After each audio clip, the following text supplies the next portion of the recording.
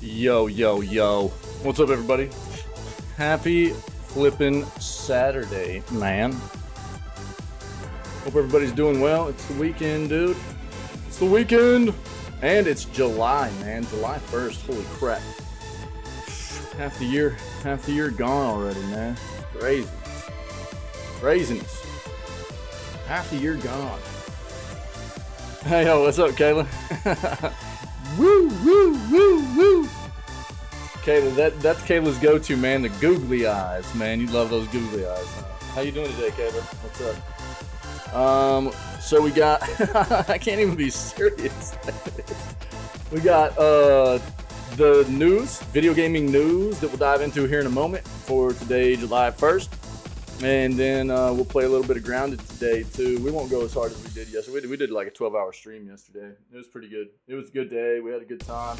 I've got a crushing headache this morning. Hopefully it lets up a little bit. But I've got some stuff going on this afternoon anyways. But if my headache doesn't let up, then it'll probably be a bit of a shorter day. So, I don't know, man. On that note, oh, man. The pupils are so big. Yeah, it's always different, right? It's always a bit wonky. Yeah, I need to like get my head in front. Those lights are so flipping bright back there. I'm gonna have to see what I can do to tone it down a little bit. Yeah, the pupils are always different. Like every time that the googly eyes pop off, you never know what you're gonna get. Pupils are just always different, man. It's crazy.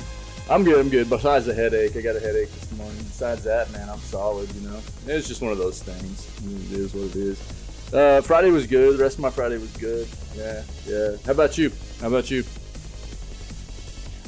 It's not usually. No, not usually after a long stream. I've got a chronic headache kind of issue. They're not as bad as they used to be. Yeah, I've been diagnosed with chronic headaches and stuff. So, it's something I'm managing with, a provider, a doctor, and stuff. And it just happens. It's not. I'm managing it.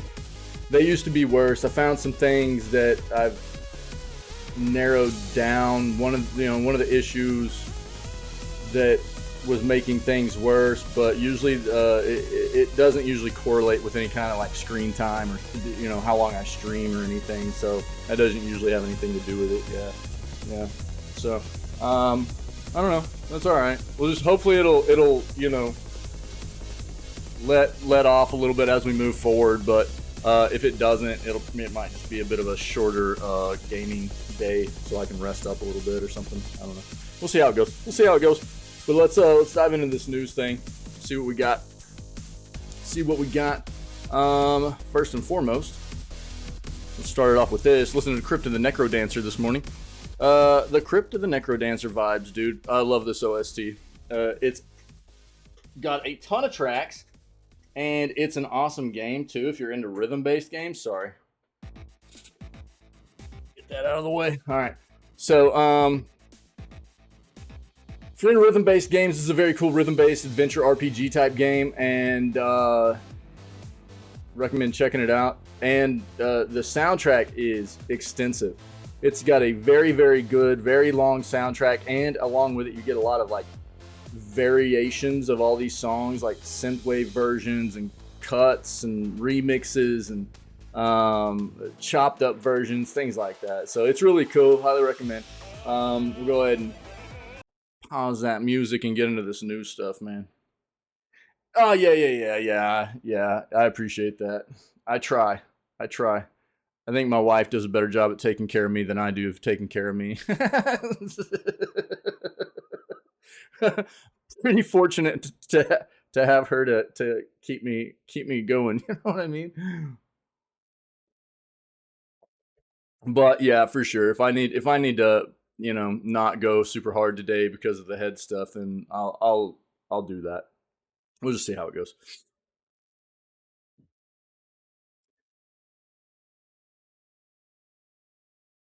Yo, here we go. Check this out. Daedalic Entertainment ending internal development.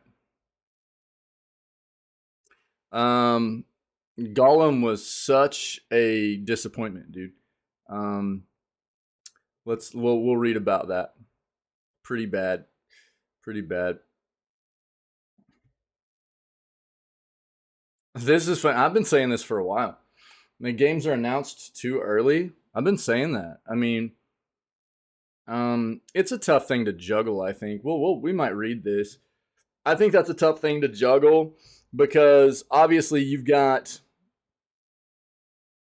as a business, you want to generate some hype around your game, right? That's something that needs to be done, but it is also it sets up developers and publishers to basically get each other into really bad positions. I think on the developer side of things, they're always working on a a project timeline that needs to remain agile because there are a lot of unforeseen things that can come up in the development of games.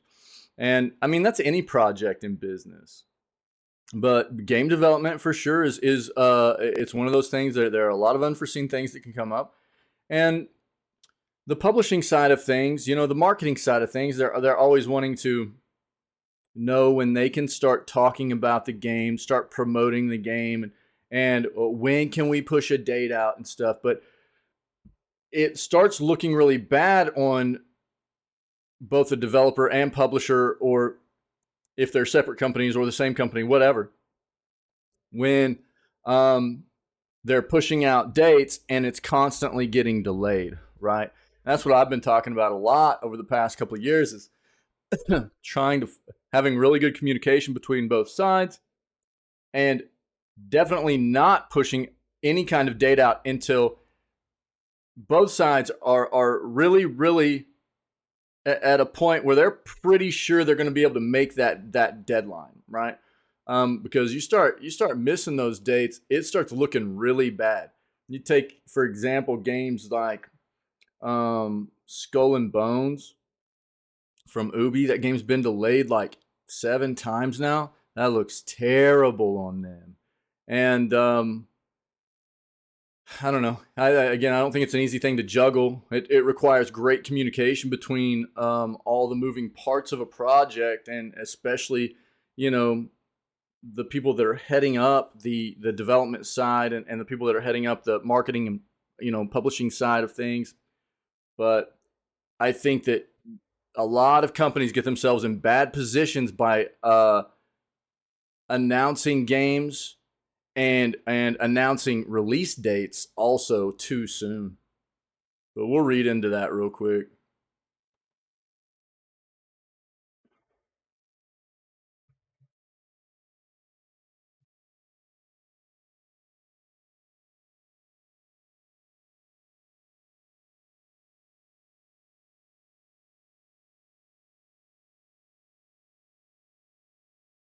Ooh, Arc Raiders gameplay leaks online. What? Oh, dude, this game could be dope. I'm a little bit hyped about this. I mean, we haven't gotten to see a whole lot about this yet, but this could be a cool game. Xbox Sale makes one of the best backwards compatible 360 games just $2.50. Let's go.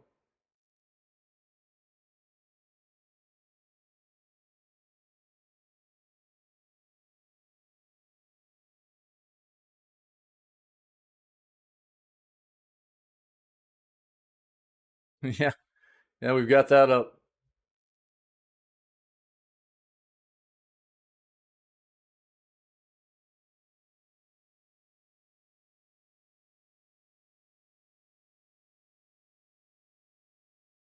What is this?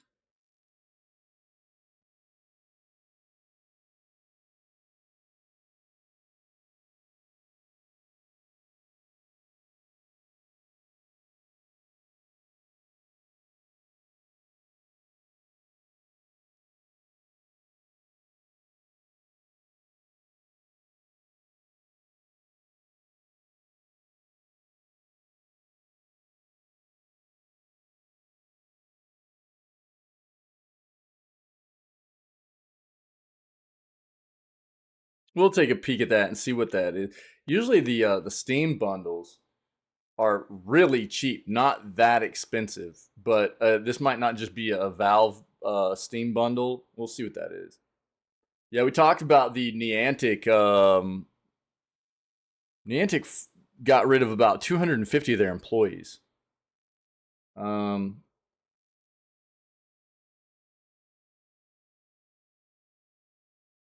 Here's what's crazy. One second.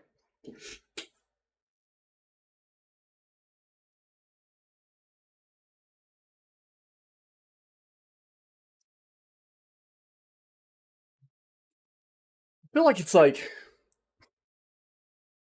don't get me wrong.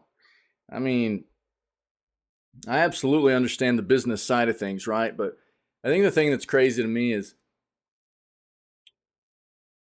there are so many of these companies in the gaming industry that keep pushing out record profits year over year, record profit year over year. And we just keep seeing them slash workforce.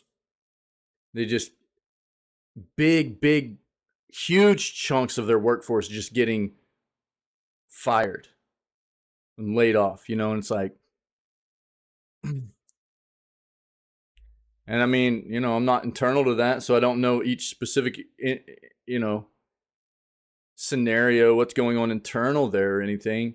I mean, what I think you would hope is happening is that there's some, it's not just for no reason, right? Other than, you know, lining the big fat pockets of the top brass there or whatever in most of these companies, but more of a situation where there's some kind of internal, you know, process going on where they're tracking employee performance, right? Performance reviews and things like that, and people, you know, people just that aren't making the cut are getting let go. I fail to believe that's all that's going on with all these huge layoffs and everything. It's just so crazy that so many, and I don't know if Niantic themselves, you know, what their profit margin was for last fiscal year, right? I have no idea. We could look it up. Maybe we should, but I mean, 250 people. I believe that's probably a big chunk of their workforce. You know, let's pull this up and then we'll do a little bit of fact checking on that. We looked at it yesterday, but we didn't do any like real digging into that.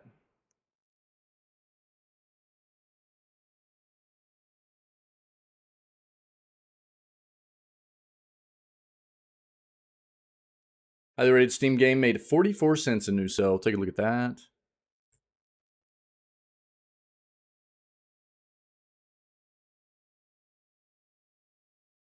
Switch games arriving in this month. Take a peek.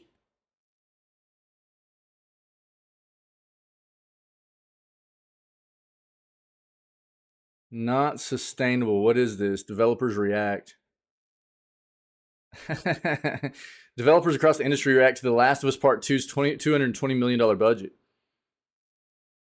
Yeah, I mean, we kind of talked about this a little bit yesterday. It's kind of crazy. I mean, the thing is, like, this is starting to seem small too. The games that are currently in production, we know, are like double that. Certain games are apparently breaking the $1 billion budget mark. Like Grand Theft Auto, I think is reportedly breaking the $1 billion mark for development budget. That's insane. Grand Theft Auto 6. We'll take a quick peek at that. See what's going on.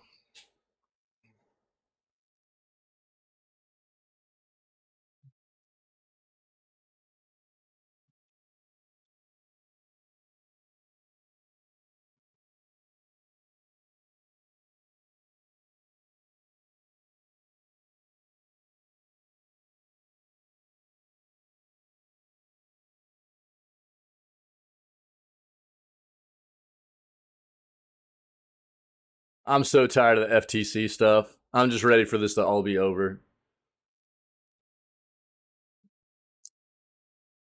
The 5600 X3D killer budget gaming processor, dude. I'm really surprised. AMD is like, you know, what was it? Was it the 5800 X3D that they pushed out as their like test bed? I think for the X3D chips. And then, earlier this year, was end of February, they pushed out the entire Ryzen 9 7000 series X3D processors, but that's all what AM is it AM5? I think socket. And so AM4 socket, everybody was kind of just left with the previous gen stuff. Besides the 5800 test bed chip for the X3D. The X3D, if you didn't know, it's a high, it's like basically double to triple the amount of level 3 memory, and these are supposed to be very, very good gaming processors. Apparently AMD is like rolling out AM4 X3D processors as well now, which is really interesting. I didn't expect them to do that, to be honest. I just kind of expected them to move on. And I mean, that's great news for everybody, because there's still a lot of people out there that are rocking AM4 socket motherboards and stuff. And for them to have these chips as upgrades and everything, this is a great thing for gamers, PC gamers as well. I think it's a good move by AMD as well. If they can make money off of this, I think this is a win-win, man. It's a win for AMD. It's a win for gamers, man. It's good stuff. Is this the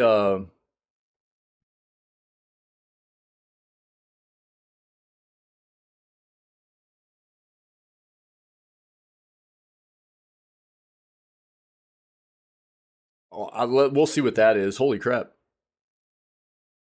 Critically acclaimed PS5 game is now free for some users. We'll see what's going on there. There's a lot of news this morning. Only Up was pulled from Steam? What? 15 hours ago. Only Up got pulled from Steam. Oh, but it's back already. We'll see what happened there. That's weird.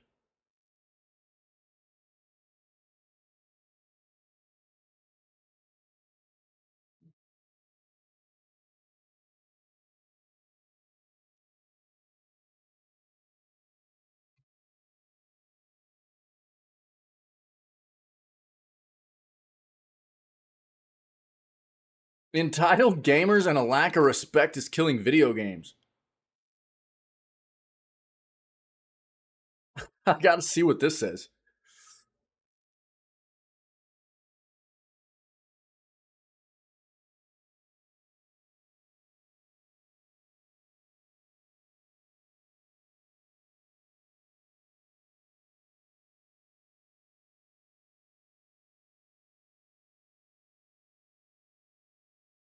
Yeah, we'll hit on this. We've already got an article up for this stuff.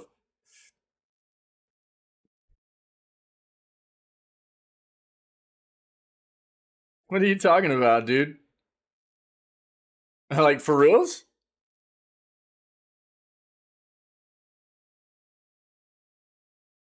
Yo, what's up, Wick?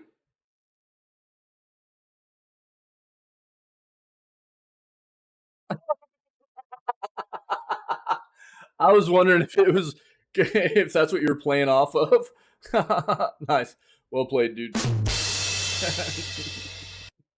That's funny, bro. What's up, man?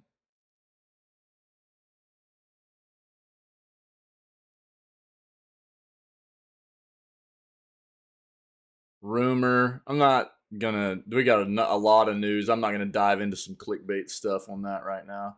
It's just a rumor.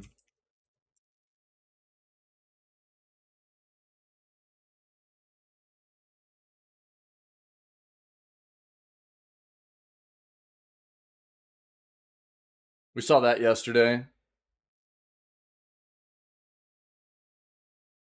RoboCop Rogue City's free to play next week.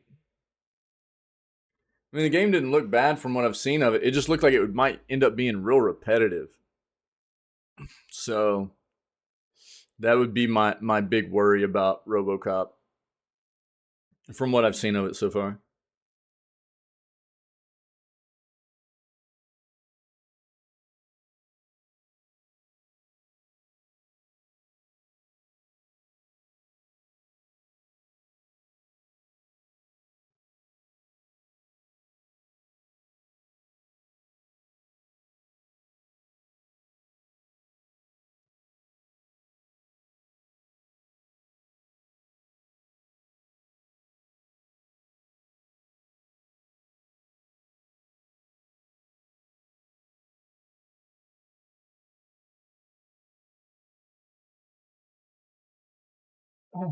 What? Steam PS5's next major RPG is more than double the length of the entirety of Game of Thrones. Oh, dude, this is that one that was already up. Oh no, it's Baldur's Gate 3. Okay, yeah. This is what I'll say. We don't even need to really dive into this too much, but I'll read this anyways. Basically, we found out yesterday Baldur's Gate 3 it got moved up to the beginning, so we're like a month away from a release now on PC. Baldur's Gate 3 is releasing at the beginning of August now. It was going to release at the beginning of September. They've made a good decision to move that up on PC in order to avoid Starfield. I think that's a very smart play. The other thing that's a very smart play is that they delayed the PS5 release, or they're still releasing PS5 version around the original date. So the PS5 version is still going to release on September 6th. I'll touch on this again when we read the article. But that's actually a smart play because Starfield's not going to be on PlayStation, right? So it would potentially bring in a lot of people over to play Baldur's Gate 3 instead. So kind of makes sense. On PC, release it early. On PS5, release it at the same time. That's a smart play, man. Apparently, it's not ready yet for PS5. Anyway, they're still working a few things out, but they were like, it's ready on PC. We'll move it up. It'll be fine. But we'll wait. We'll have to wait and see if that's true. But if it is true, it's a smart play.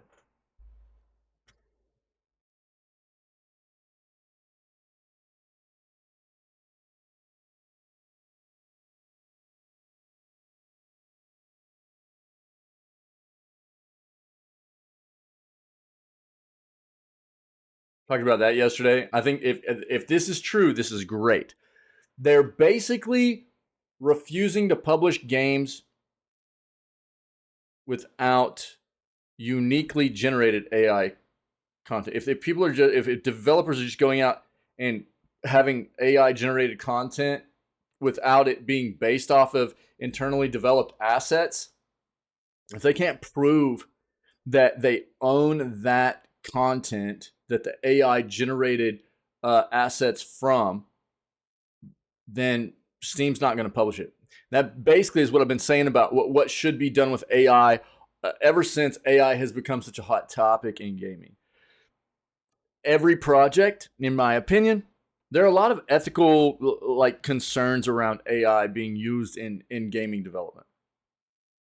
My stance, the way I'm approaching it, is that AI can be a very useful tool for developers in the gaming industry, but you shouldn't be able to plagiarize stuff or just go allow AI to go use any kind of content out there that it can find whenever it's not content that you specifically developed for your project.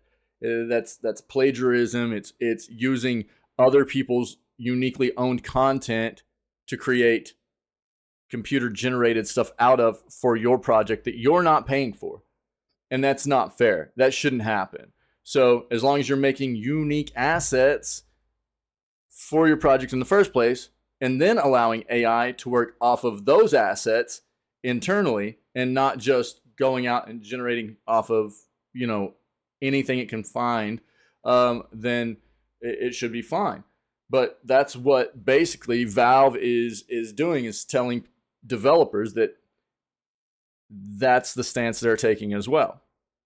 You've got to be able to prove that if you're using AI generated or any kind of assets, basically, you need to prove that you own them or you had licensing to use them or whatever, right? Makes sense?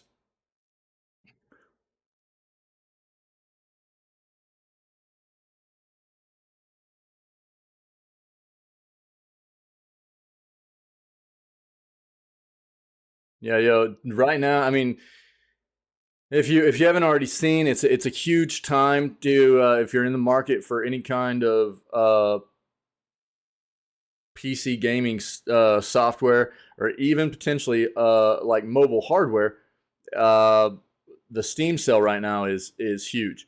There's all kinds of games on sale. The Steam Deck is on sale at 10, 15, and 20% off respectively for the different models they have, low to mid to high tier. And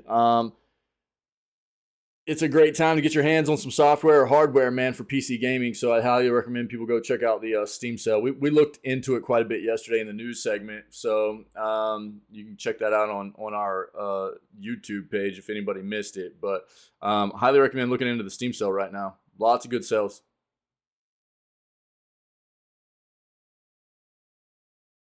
Yeah, it's weird. We're going to find out what happened there.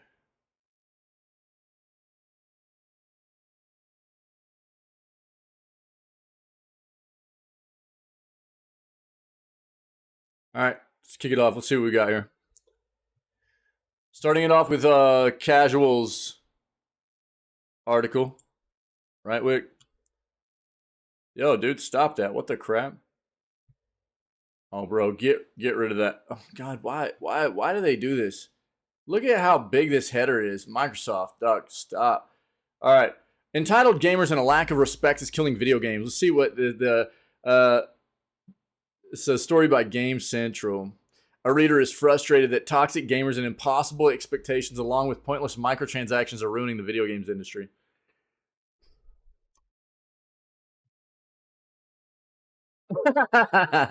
Nice, dude. My name's Ryan. I've been gaming for about 30 years now, and it has been and will continue to be my outlet in life, as it is for many people, right? Some of the best memories I've had are of me and my brother gaming together. Started with Mario Brothers on Nintendo and Duck Hunt, stirred something within us. From there, the game was our game world was our oyster. Moved on to bigger and better things after a while. Mario Kart, Battletoads, Double Dragon, GoldenEye 007, Perfect Dark changed the game forever when us and two friends would spend entire nights playing Mario Party with one controller. Take turns night after night playing Final Fantasy 6 to 9 because we could only ever afford one system, and so only had one controller, two if we were lucky. I understand that. It was itching to get my next turn. I was itching to get my next turn and saying to myself, those games are better than any movie or books could ever be. Remember Phantasy Star Online for Dreamcast being the first console MMO? Yeah, dude. Even if it didn't really operate like a traditional MMO does, but we loved it anyways.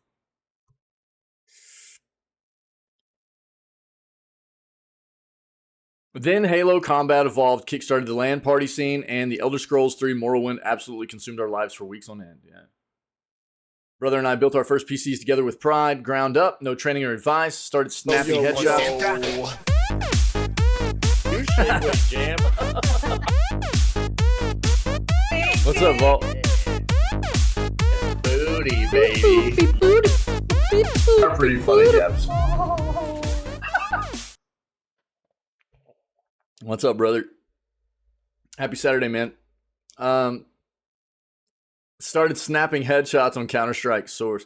Be stunned when the graphics on every new generation would blow our mind, and we would wonder and ask ourselves, how far can they go? How good will it get? I bet it'll look like real life eventually. Yeah, that's coming to fruition, isn't it? Unreal Engine. Yo, yo, yo, what up, Duck?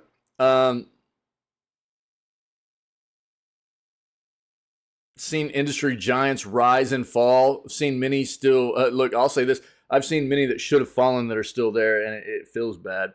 I've seen promises made and broken by every single game company, publisher, and developer out there. Yep. At one point or another, they've all dropped the ball, and in this industry, it will happen more than others. Game development and investment is a high-risk operation. Yeah. Growing up, we as gamers have been patient. We've been lied to, screwed over, let down, and pushed around. We've helped some companies or dev teams become a household name. if you're a gamer even remotely aware of current events anyways, practically overnight. We've made some of them billions of dollars. We know the risk involved in becoming hyped up because of the buzz of whatever the next big thing is. It can be crushing, having your hopes so high just to be let down so hard. This is a great paragraph right here. I think most true gamers have felt this. And look, I mean, I absolutely have. Dude, this is the thing that, I get a lot of people that are like, because I've got these stances about a lot of developers and publishers and stuff that I'm just grossed out by.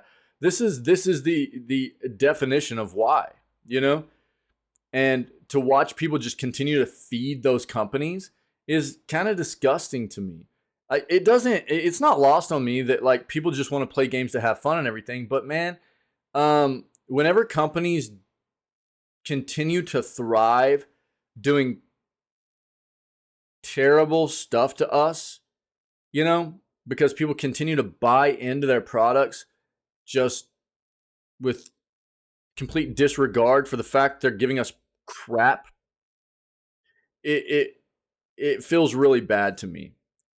We've seen so many companies continue to just not just survive, but to do very, very, very well off of crap products, man.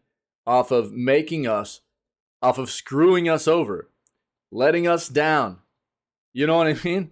And that's where I've gotten, this stance from personally on some of these companies where I just don't care to be a part of it anymore, man. It's hard for me to see it because, again, there's so many of these companies that I fell in love with. You know what I mean? From a young age, they were a big thing for me. But there are a lot of them that currently I could watch them die, and it wouldn't faze me. It would kind of be more like good riddance because I would rather see them dissolve and remember them for what they were than see them continue to grow into the disgusting things that they've become. It's really, really brutal. And I always say this, like these companies that I don't play games from anymore, that I'm really hesitant about games from anymore and stuff like that. It's, I always maintain that approach to them that if they do better moving forward, then there's a chance that I would change the way that I'm looking at playing their games and supporting them. And might support them in the future and stuff.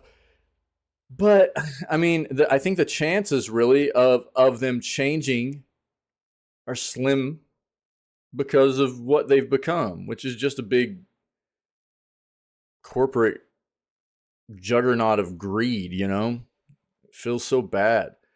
30 years, it's happened a lot. But, after enough times, I started thinking about how these things happen. I got involved in learning about dev teams, how they work, what they do, learned about publishers and their sinister motives. Started seeing patterns, and it smacked me in the face as hard as running into a brick wall.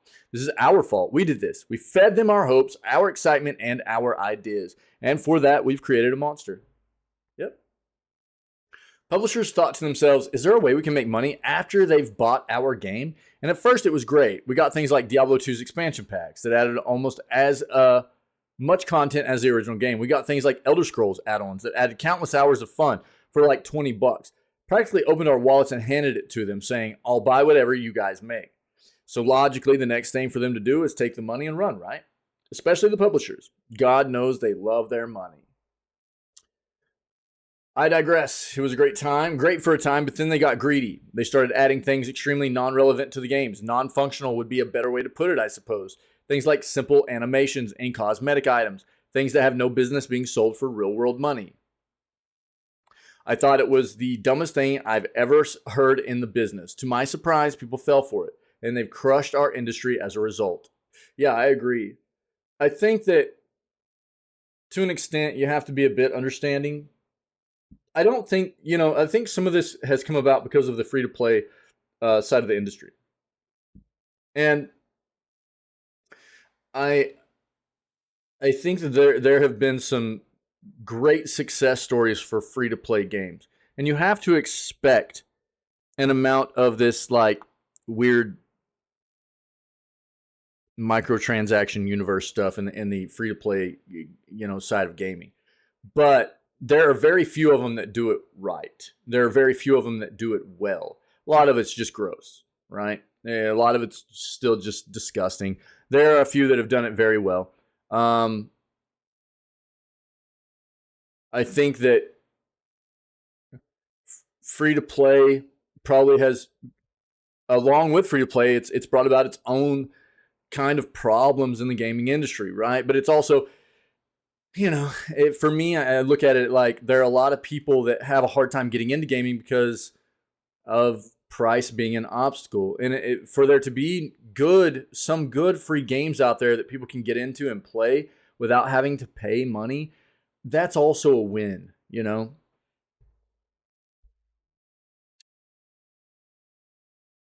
Not just that, of course, but I feel as though that was the seed that's grown into a tree of bitter resentment. They stopped making expansion packs, started making small content at higher prices. Yeah, like a month and a half after a game releases, you get DLC for half the price of the game that everybody knows that content should have been in the game anyways, right? Talk about that all the time. Began charging people multiple times for the same thing, calling them season passes. Pushed out loads of meaningless content, charging exorbitant amounts for basically nothing. And I thought, this is it. We finally say no. But to my dismay, this didn't happen. Not only did people across the planet fall for it, they threw their money at them. They couldn't get enough. Don't start this. Don't start. Eighth generation. Shut up. Broke video games. Fat. Made it super hard to get hyped Whoa. because you almost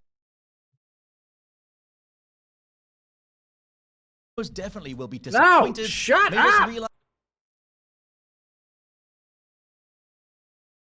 Can you not? Please? Stop. Shut up. Horse armor? Yeah, I know. I saw that too, dude. just how money grubby publishers can God dang, dude. What the crap?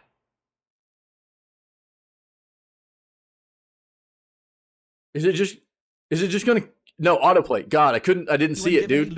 No, stop. Yeah, I didn't see the autoplay down there at first. Jesus. Give me a break, man. Star Wars. Alright, that one was on me. Well, those Brother, emotions it's off! Autoplay's off! Mission failed. We'll get them next time. Autoplay is off, dude.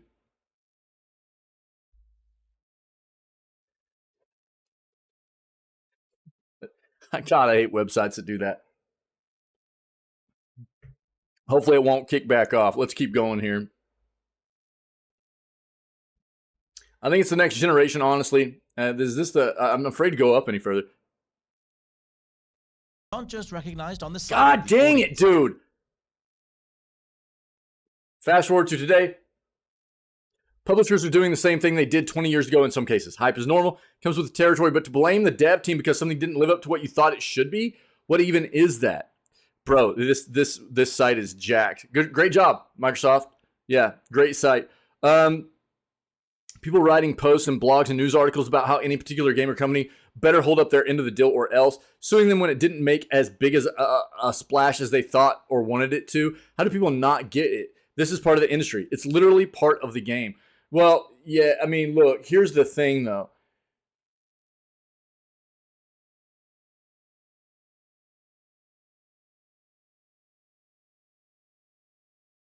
This goes back to people feeling cheated. Because, okay, yeah, hype is normal. It comes with territory. But to blame the dev team because something didn't live up to what you thought it should be, look, if a game gets marketed and promoted and it doesn't follow through with what you're being told it's going to have and provide as far as an experience, what other kind of, emotions are you supposed to have about it? You know what I mean? Now, it's not all, sometimes you've got a developer and a publisher that are separate businesses. Sometimes you've got developers that are also the publisher or whatever the case may be, though. You know what I mean? There have been many, many occasions where games have been hyped up astronomically by lead developers as well as the publishers and the marketing team, saying a game was going to provide certain things, and then the game comes out and it performs terribly. It doesn't have the content that was promised. You know what I mean? So that is scummy. It shouldn't be part of the industry. That's No Man's Sky, dude, Cyberpunk, you name it, bro. I mean, No Man's Sky is one of the most renowned examples of a game that got hyped up by the developers about what it was going to actually provide content-wise and didn't follow through. You're absolutely right. Absolutely right. I will never forget it. I was hyped. I'm so glad I didn't buy it on release. I was hyped. It was one of those situations for me where I was like, it almost seems too good to be true. And I'm glad that I felt that way. Yeah, they straight up lied. They straight up lied, dude. Straight up. No doubt. But I mean, a lot of these, I mean, we could go on and on and on and on and on with examples, and all of them lied. Anybody that pushes out a game that's not ready is lying. Any business that pushes out a game that either doesn't provide the content that they told us it was going to have, or a product, a software that's broken and doesn't perform the way it's supposed to. Nobody, and again, there's, you know what I mean? We understand there's going to be some wonkiness and some bugs in games and stuff like that, but broken games, that's not acceptable. You lied. You cheated everybody. Game wasn't ready. Your product was trash. And you pushed it out anyways, telling everybody it was ready. You lied to everybody. You lied to the consumer, man. I think it's the next generation, honestly. They really think they can blame someone else for their actions. They point blame and fault anywhere but themselves. So it wasn't what you thought. So what? It sucks, yes. But by doing the things we've been doing, they're actually changing the way dev teams operate. Would you want to make something beautiful for people like that? You see, the entire point of this, we've become worse than the ones we're pointing the finger at. But our hands are plenty dirty. Go read the comments on Redfall or any games with gold in the last 2 years. I mean it, guys. Go read them. Posting toxic comments and ratings because the game came out 1 hour late or because the settings don't have one option they think they should. Blaming Game Pass for their life sucking, basically. It's pathetic. Sickening. Yeah. I will agree that there's a lot of just Karens out there that need to shut up. But there's also a lot of unoptimized stuff. You know what I mean? There are a lot of games that get released that are not ready to be released. You don't have key binding. You don't have the video options you should have. There's all kinds of crap that happens. So to say that we shouldn't be pointing fingers at developers and stuff too, bro, I'm sorry, but that is stupid and wrong. Whenever I agree, there's an amount of just crap posting. You know what I mean? People that just don't have anything better to do with their lives than, crap post about whatever they want, and a bunch of gamer Karens or whatever,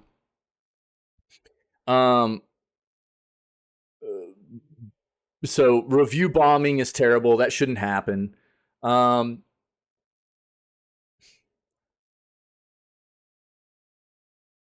But again, like you talk about a game like Redfall, right? Redfall, I think, performed okay. It wasn't perfect on release or anything, but dude, I mean, this is what happens when you hype up a game to that extent. You hype up a game, you promote the crap out of a game, and it's really lackluster content-wise. That's what you get as a company, right? So if you hype a game up, you promote a game astronomically, and you try to get people to buy into it, and it comes out and it sucks, you deserve to be blasted. I'm sorry, man. That's the way that goes. So Is it fair for people to just go throw zeros on something? No, but I am of the same mindset for anybody that throws tens on anything. I've never played a perfect game. I think that anybody that throws a 10 at a game is ridiculous. Just like anybody that throws a 0 at a game. It's hard to see a game and just go, it's a 0. I've never seen a game that's a 10 either. There are games that are real, real low, and there are games that are really, really high, but I've never seen anything that's perfect, you know? We used to respect developers. Do any of those people have any clue as to how much work goes into a big game? Dude, I say it all the time. It's a difficult thing. And games just continue to get bigger and bigger and bigger and more involved and more, you know, it's a difficult thing, man. Yeah. Yeah. Yeah. I mean, if a game was just, I mean, a 0, I could see a 0 if a game came out and it was just 0 would be like, yeah, you couldn't even play it at all. You know what I mean? Like 1 would be like it crashes all the time. I've gotten to get into the game for like, you know what I mean? It'd be stuff like that. But most of the time, zeros are like review bombing for some weird reason. You know, and that's why it's hard for me to even look at zeros.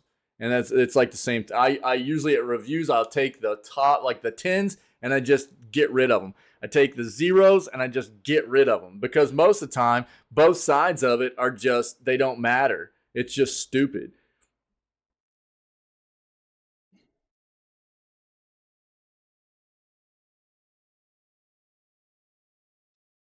It's like the longest grind of your life in any game takes 1,000 times 10,000. The team at BioWare said they worked 90 hours a week for 15 months, and that morale, was very low. Half because of the publisher-developer disagreements, and the other half was, you guessed it, because of gamers and their toxic spewing nonsense. What did we get? A game that could have been Game of the Year, no problem. Could have been a GOAT in my book with just a few tweaks, but we didn't get that. We've become a sickening toxic pool of poison, never satisfied, spreading malice, distrust, hate, and misinformation everywhere we go. When I say we, I mean them. Those people with zero understanding or hope, with no faith or trust, most of all, zero respect or understanding for the teams that bust their butts day after day to bring them whatever it is they're actually crying about. And believe me, they can never be satisfied. If you look at a toxic comment and follow it to said poster's profile, look at all of their comments they've left on other games, you'll certainly see a pattern. Always negative. Yep.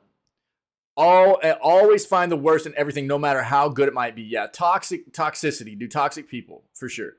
This generation of influencers is sick. Most people will now bash on anything when someone else tells them it's not good. They'll probably jump off a cliff if they tell them to. All the while, dev teams are sitting back like, is this actually for real? We play certain things. We expect certain things in return. But this has gotten out of control. Would you want to make, well, anything for a person like that?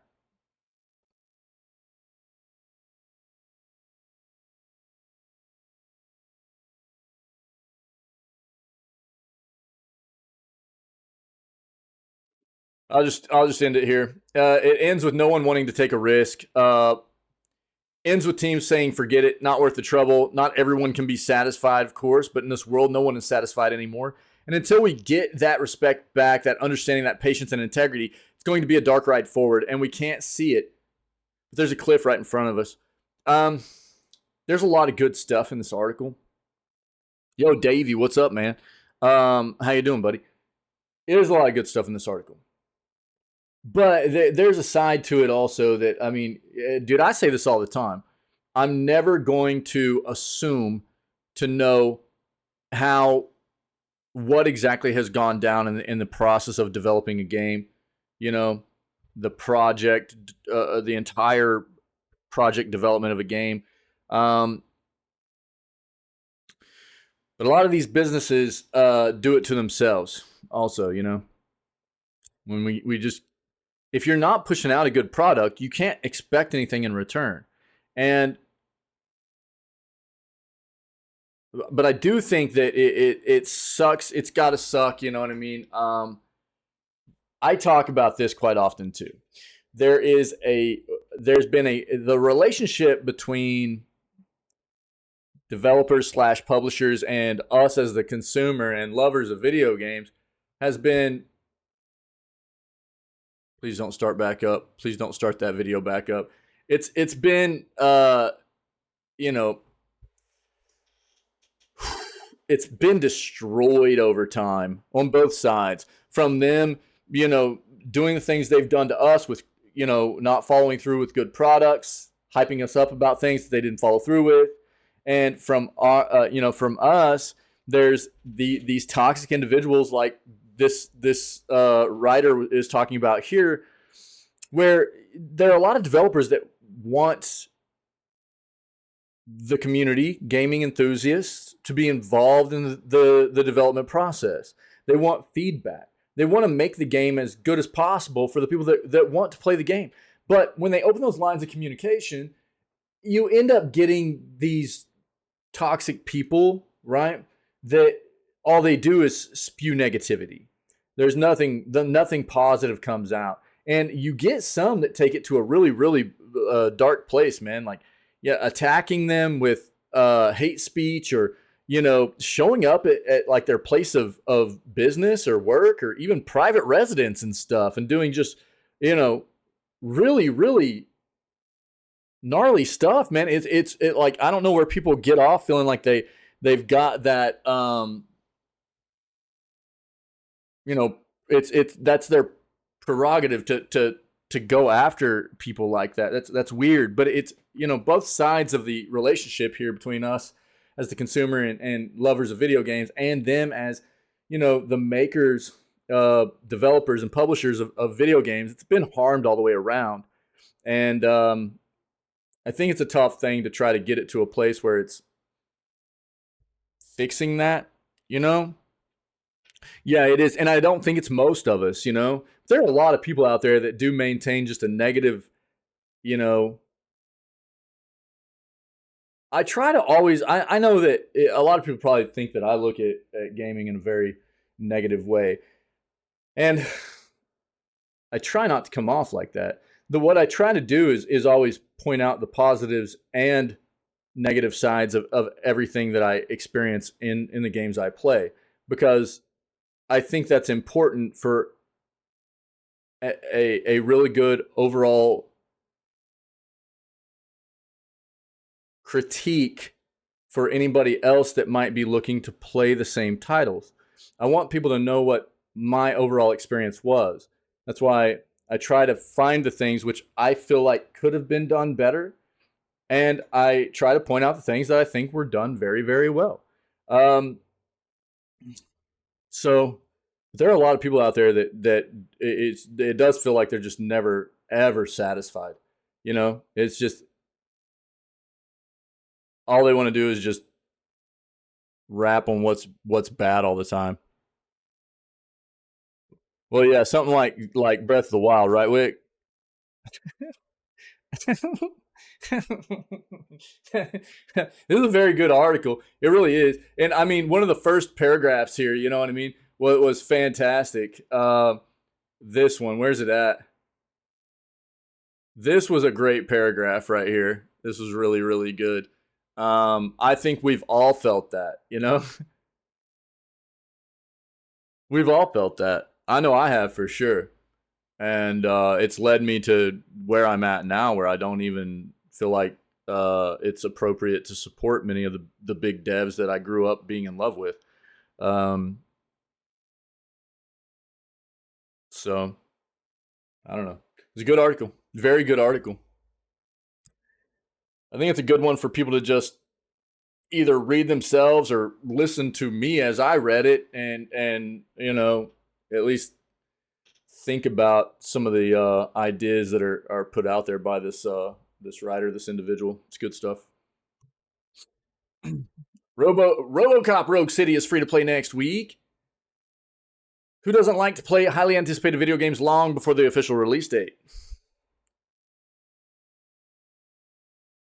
It's been a while since there's been a RoboCop game, yeah? If you guys haven't seen this, take a look.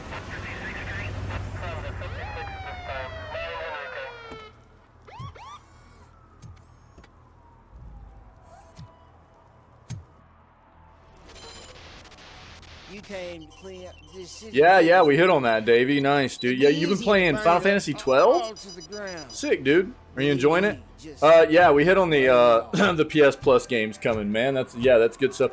Alan Wake Remastered is going to be all over the place because Alan Wake 2's coming out very soon, coming out in October, right? So, you haven't seen the new RoboCop Vault? Arcade staff will sell to you. When did they make that new RoboCop? It was like I will take care of that. probably around 2020 or something like that. I have the warrant. No, it was okay. It was all right. It wasn't like fantastic.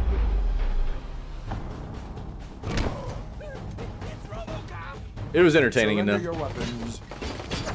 You haven't seen Dune? Oh, bro.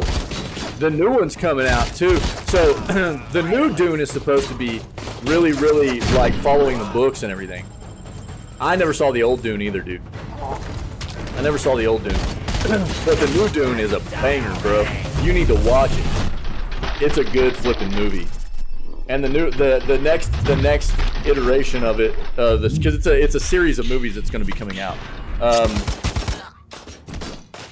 The next one, the second one's coming out pretty soon, I think.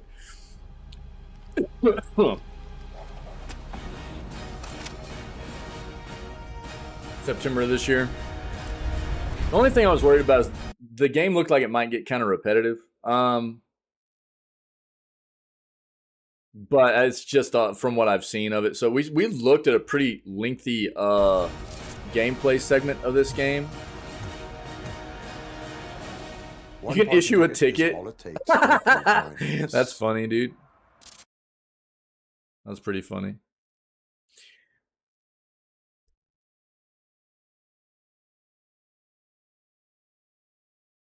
Hi, I'm Veronica Taylor. Bro, shut up. What is up with all the autoplay crap, dude? What is going on? Oh, dude. The developer of this game, right, Teon, infamously developed one of the worst video games of all time, 2014's Rambo, the video game. The game was bad. Metacritic scored it a 23 and 1.8 from users. Wow. Terminator Resistance was their next game in 2019, and it was much better. Not perfect, but positive 7.5 user score, contrast to the critical score of just 47 from the critics on Metacritic, I guess.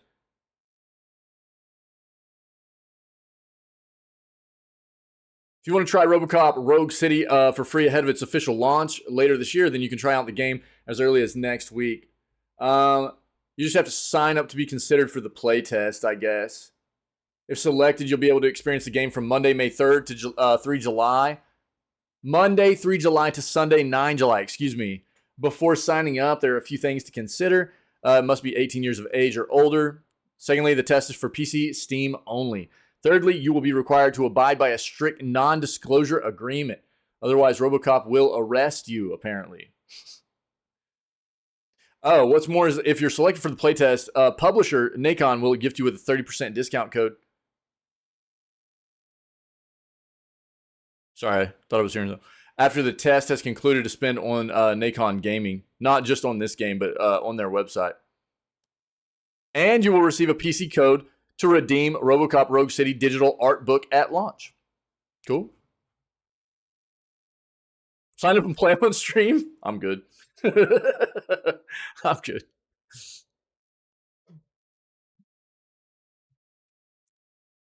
Autoplay. Reckon, am I right?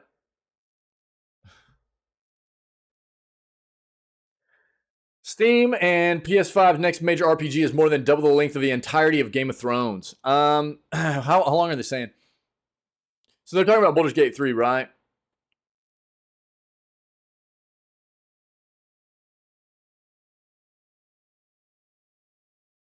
Baldur's Gate 3 is set to leave early access later this year, and the devs have just confirmed the cinematics alone will take over 170 hours to watch. That's not gameplay.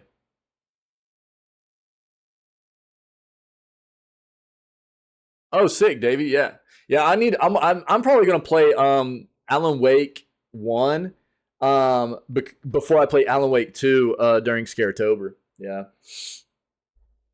170 hours of cinematics, guys, in Baldur's Gate 3. That's not gameplay time.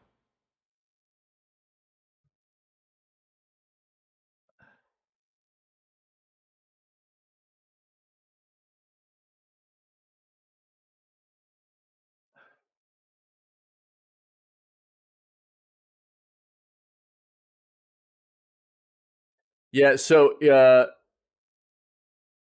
here's what we touched on this yesterday, and this is a really smart play by the devs here of it's Larian Studios of Baldur's Gate 3. So yesterday we found out that they're moving up the release of Baldur's Gate 3 on PC by a little over a month. So originally this was going to release at like the same day as Starfield, but they're saying the game's ready. They're going to move up the full release. It's been early access like for a while, but full release, they're moving it up to August 3rd. Is that what it? Yeah, August 3rd on Steam. Leaves early access on August 3rd. So full release August 3rd, and they're still going to release it on 6 September for PS5. It still needs apparently a little bit of work, but this is actually a smart move. They don't want to release this on PC around the same time as Starfield, but PlayStation's not getting Starfield. So they can release this on PS5 at the same exact time as Starfield, and it will give PlayStation players something to play as they won't be able to play Starfield, right? So it's a pretty good move by Larian. But 170 hours of cinematics, dude, that is a lot. And I mean, I would expect that gameplay is going to be very extensive in this as well. We'll just watch this. I don't think I've seen this. I might have, though. I'll tell you a story, true soul. My life was dismantled piece by piece. And when I tried to buy it back, it cost me everything. I must finish what I started. Death's design will be complete. Discover Gedric's secret. Find out what it is that makes him invincible. Oh, dude, so I want the dog. Let me have the dog. I want the dog. Dude, I hope this game's dope. Better be a hold to skip. I mean, one of the reasons people play these games is for the story and the immersion and stuff like that. I won't be wanting to skip cinematics if I play this game. Gedric is a frightening man, but you have something he doesn't. Allies worth having. I mean, as long as the cinematics are good and the story's good, I won't want to skip it. But they probably will allow you to.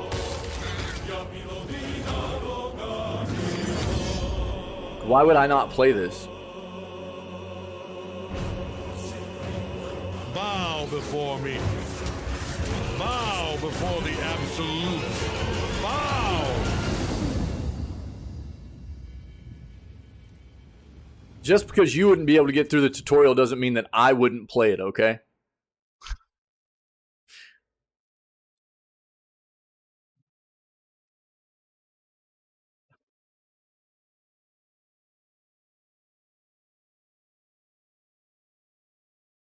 It's a lot of cinematics, man.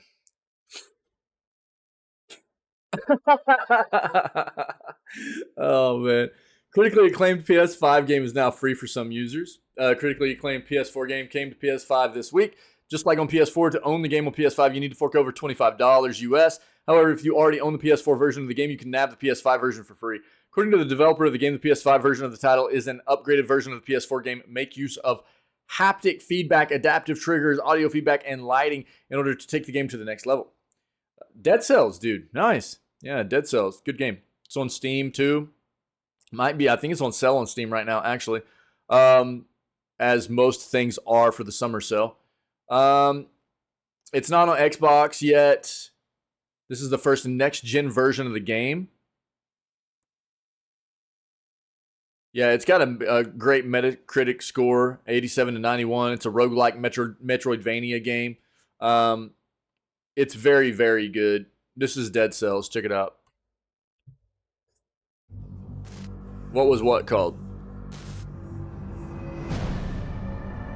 Talking about Baldur's Gate 3, the one before?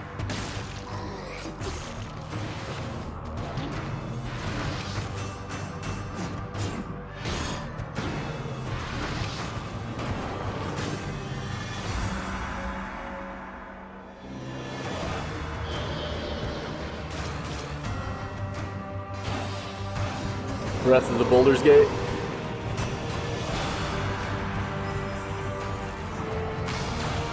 Boulders of the Wild.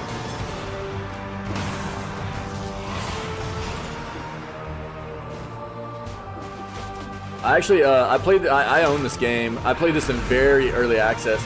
And it was fantastic. It's evolved greatly since I played it. But it's a very good game.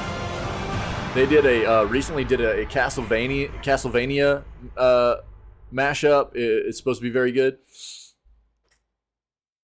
Dead Cells. So,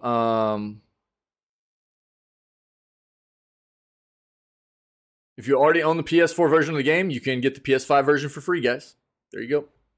I'll link it.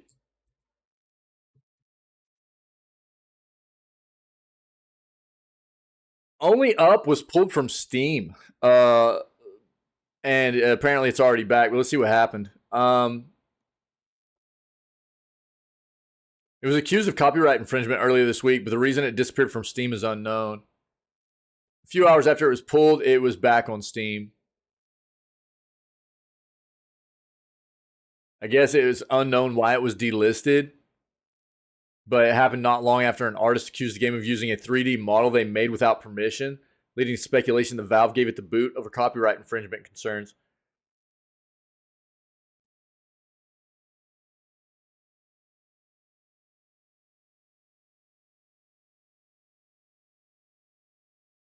A day before Only Up's store page disappeared from Steam, digital artist Abolitious accused it of using a 3D model they made.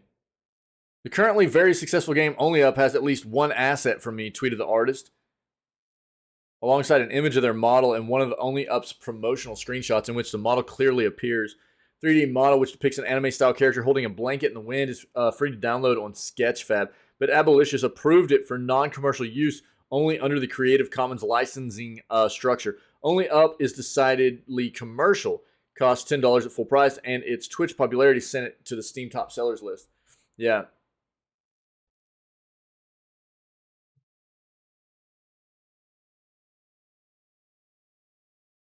It wasn't confirmed that that was the case, but it probably was. Interesting. AMD's Ryzen 5 5600X3D sounds like a killer budget gaming chip we could do without being limited edition. Exclusive to Micro Centers? Which is a US based, it's a very, Micro Centers are not, they're few and far between. These are like a chain kind of electronics PC hardware stores, and there aren't a whole lot of them in the US, actually.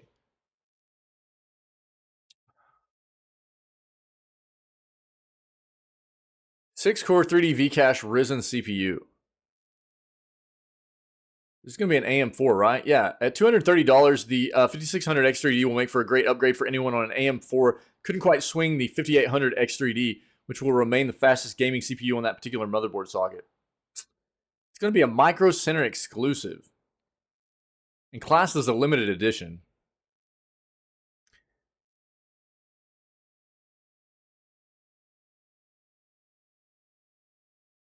Here's that there will be no further made available too, as according to Tom's Hardware, the retailer will be the sole location for the chip during its shelf life, which will likely be just a few months.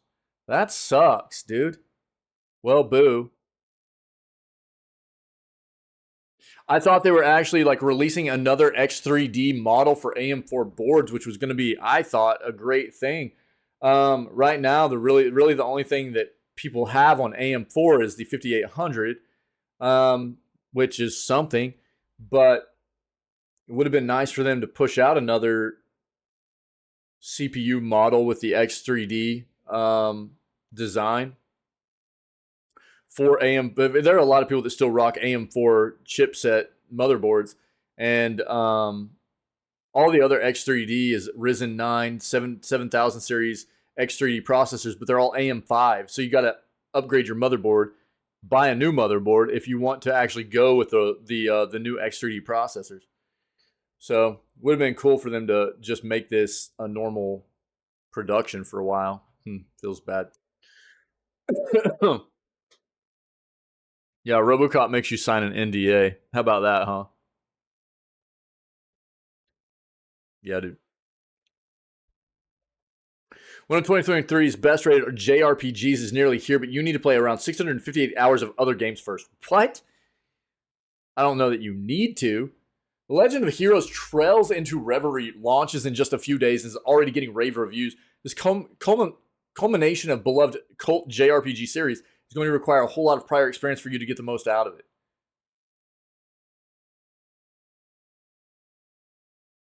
Right. Yeah. If you're not familiar with the Trails series, it's a line of RPGs from Japanese developer Nihon Falcom that's been running since 2004. You can basically think of it as a sort of continuation of the sorts of mid-budget JRPGs we used to get in the PS1 and PS2 eras. Trails has never managed or even tried to compete with the likes of Final Fantasy for sheer spectacle, but the series has garnered a loyal fan base thanks to its solid combat systems and fantastical world building and storytelling. Yeah, I know, Wick, yeah.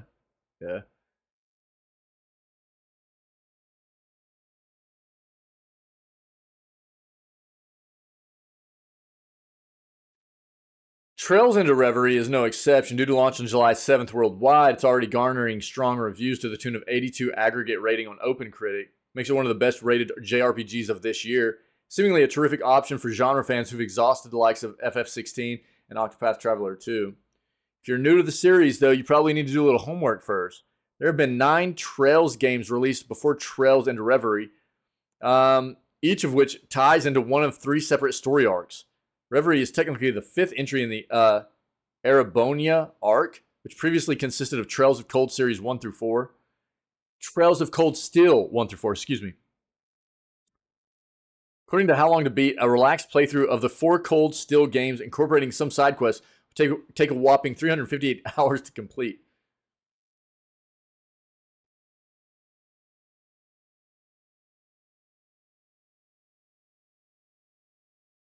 There's more.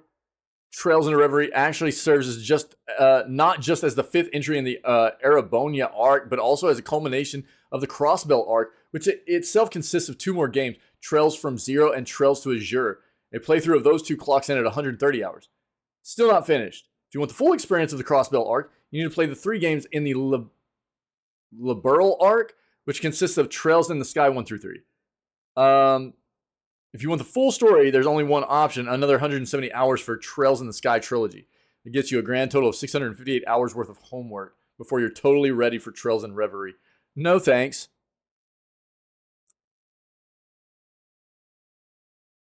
Yeah, I mean, it's nice it's had a long run, you know what I mean? And that's cool, but that's a lot of hours to put in just to get ready for this release.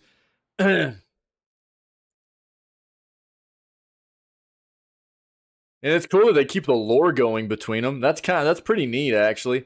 It'd be nice if they were able to like let new players get into the series with some kind of summarization of, hopefully they would do that kind of thing.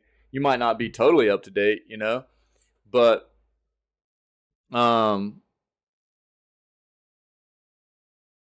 getting new people into the game and making them not feel like they'd be totally lost would be a great thing. I'm not even. Let's see this.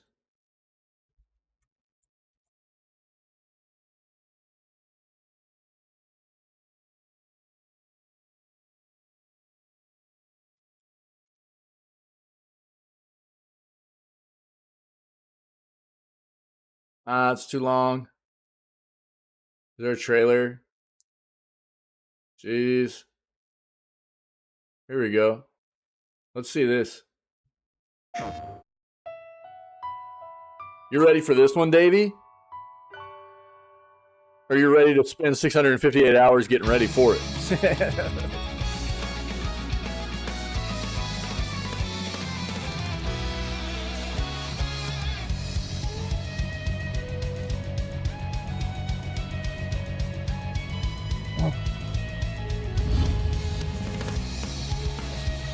Or have you already played a lot of these? Maybe.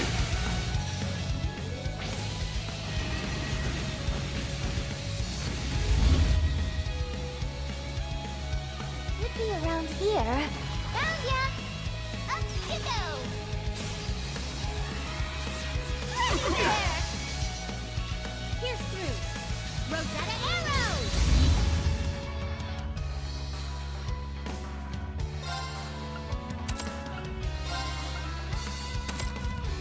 This does look like some nice old school RPG stuff, dude. I like it.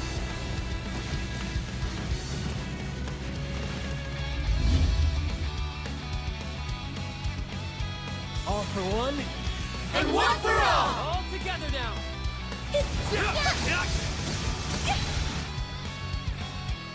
Shatter! Warhammer!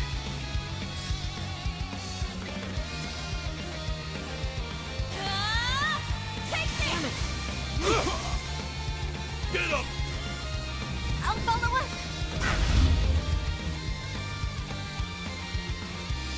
It's over!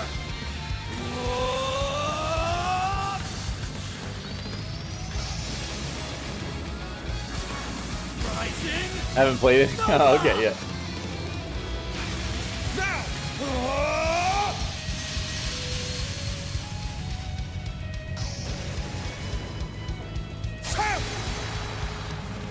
Action flash!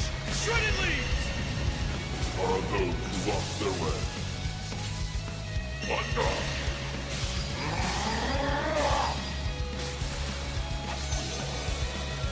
Go and be abolished.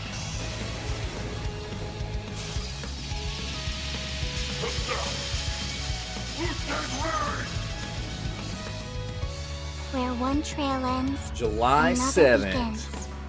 Word. Cool.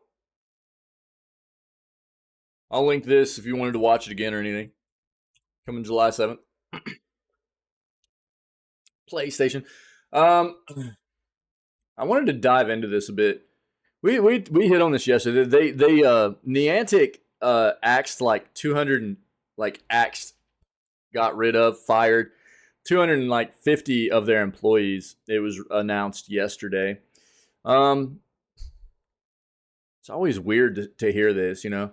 And we know that they're getting rid of a lot of the projects they were working on and stuff like that too.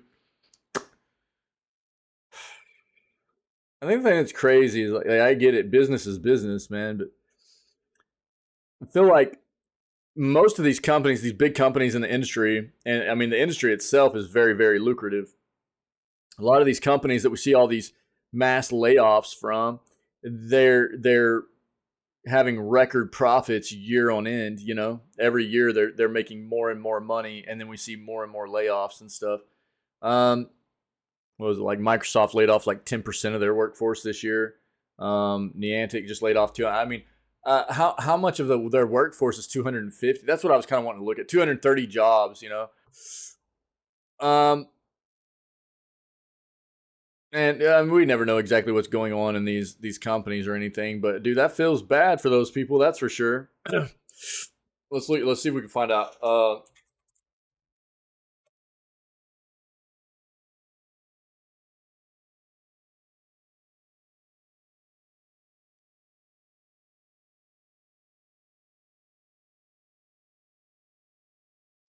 That was about 25% of its workforce, apparently. So they laid off they've got probably around 900, employees, something like that. 900 to 1,000, roughly, probably, and they laid off a quarter of their workforce. Quarter of their workforce.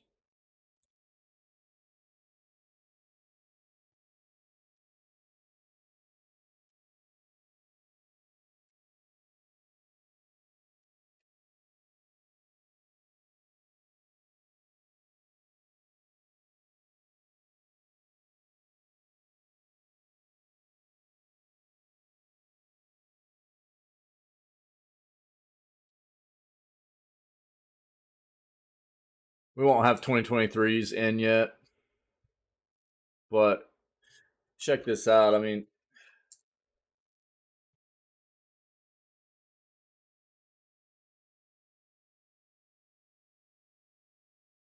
so they went from their mobile revenue generated worldwide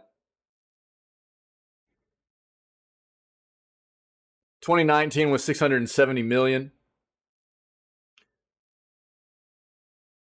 2020 was 918 million. 2021, so they've fallen off a little bit, yeah. They've fallen off a little bit. Interesting.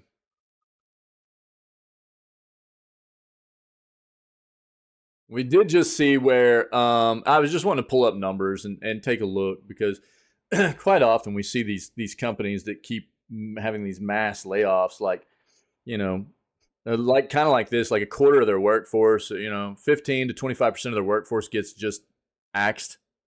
And quite often they'll have like record revenue year on end, which doesn't appear to be the case here for Niantic. They're probably having some concerns here with they've lost total revenue for 3 years in a row now. They jumped big from 2019 to 2020, but over the past 2 years they've lost, and from 2021 to 2022 was a significant chunk. So probably has something to do with it. But they are in works right now with Capcom, and are creating another augmented reality game, which they are still working on. They didn't get rid of this project. It's the Monster Hunter augmented reality game that they're supposed to be developing and coming out with and everything. So alongside Pokemon Go, which they're obviously going to keep developing, and that's their big win right there. So we'll see what happens with them moving forward. Feels bad for all those people that got laid off, man. I hope they find something pretty quick. Highly rated Steam game is 44 cents in a new sale. It's not Steam Deck verified, but is playable, meaning there might be some wonkiness on the Steam Deck, but you can still run it. Muse Dash. What is this, dude?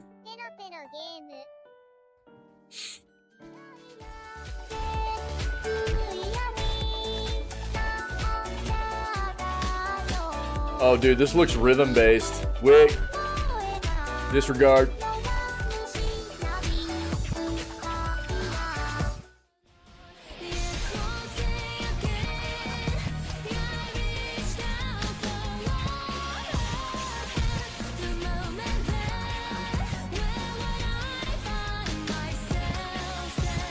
Yep.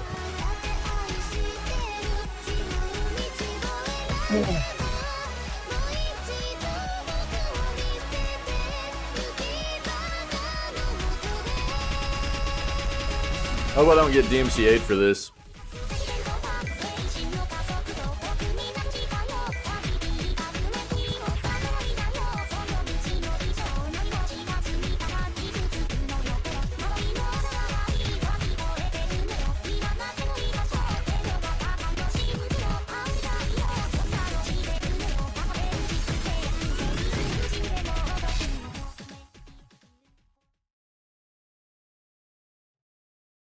That was intense. DMCA is basically getting a copyright strike. It's getting a copyright strike on you because so for like on Twitch and everything, the Twitch has gotten better about it. There was a big, like a couple of years ago especially, there was a big thing that came down about content creators basically couldn't listen to like anything that was copyrighted music, couldn't watch copyright, like you couldn't watch television shows anymore on stream or anything like that because it's all owned, licensed, copyrighted content. And so you couldn't watch or listen to that stuff because you're allowing other people to view and listen to that content when they don't own it, right? So you're basically like sharing that with people. And so Twitch had to come down. Twitch was getting hit with lawsuits because content creators were using owned content from other artists and stuff like music and things like that. So there are things that can happen. Twitch is pretty good if you don't listen to stuff.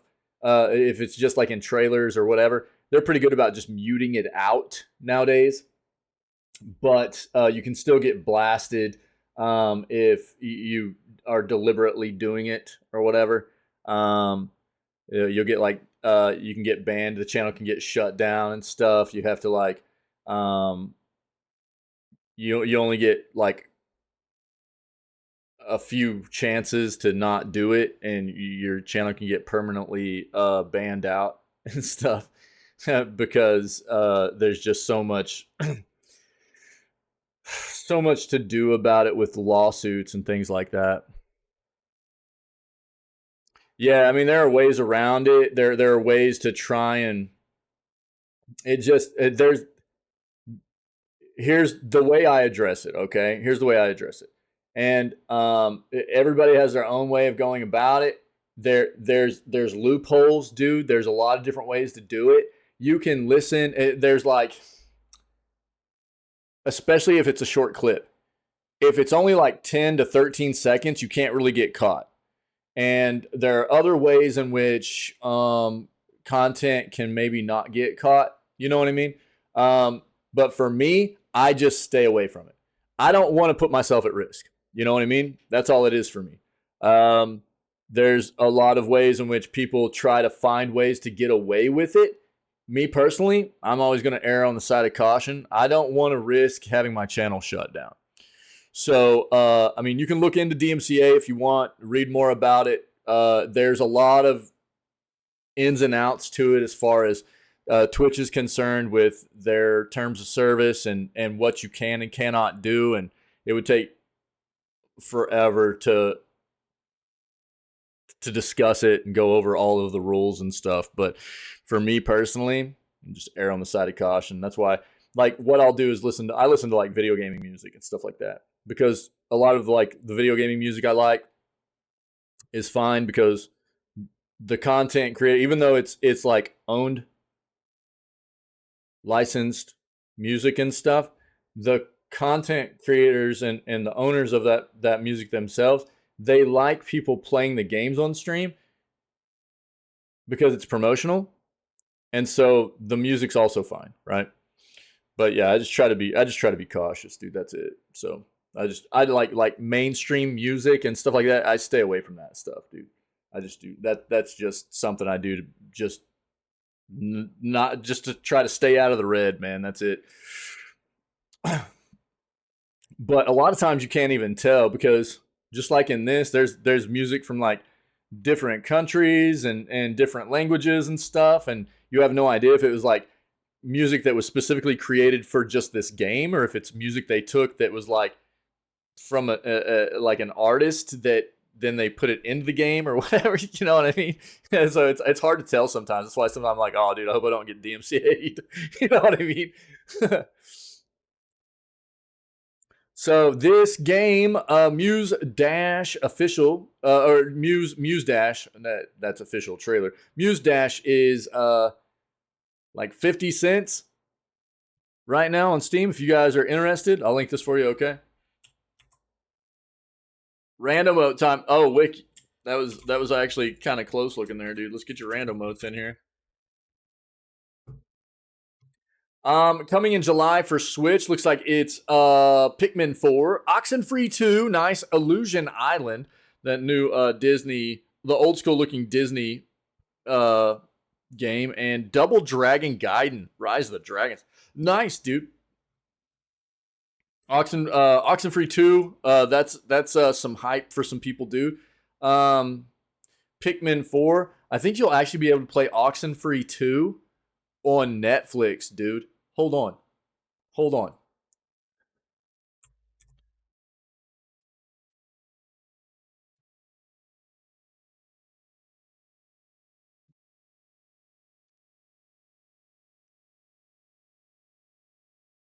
Yep.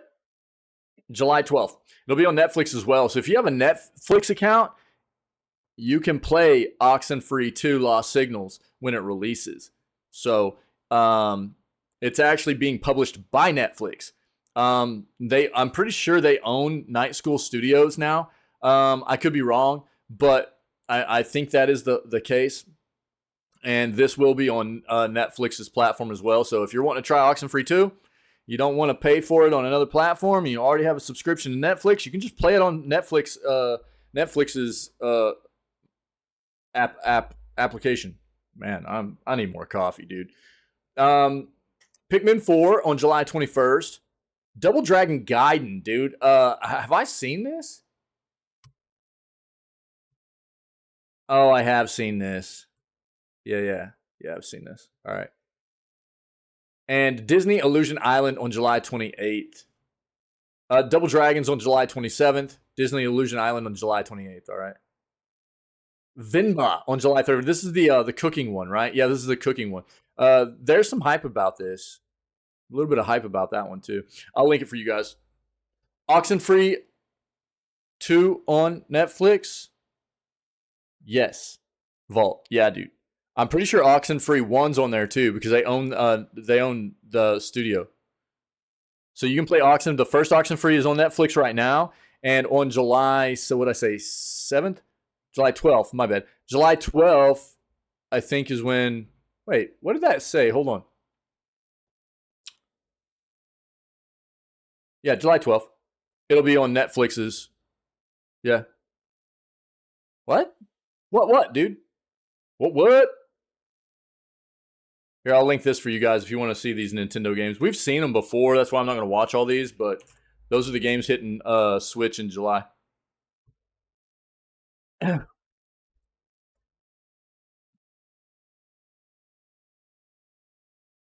Oh, you didn't? Oh, yeah, dude. Yeah. Yeah, it's about to release, man. Like 11 more days. Yeah. Is that hype, dude? Is that hype?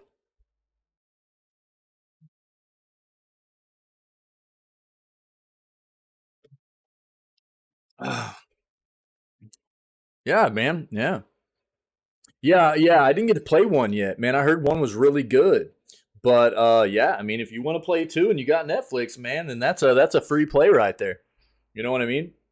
Well, I mean,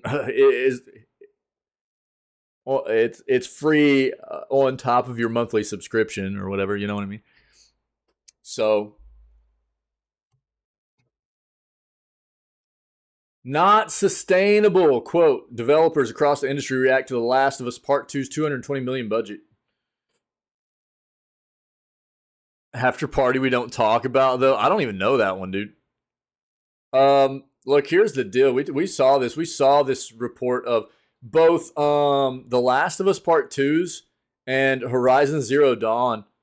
Or Forbidden West, I think. Both the budgets were up in the 220, 230 million, something like that budget range. But honestly, this is starting to seem small for games currently. In between 1 and 2, it was bad. Was it bad? We don't talk about it. Sorry, my bad. Yeah, I mean, we hit on this yesterday. Yeah, Horizon Forbidden West, 212 million, my bad. And 220 million for The Last of Us Part 2, right? Forspoken had a cost of $100 million. I think that people are going to be even more disgusted at what we see from AAA games moving forward.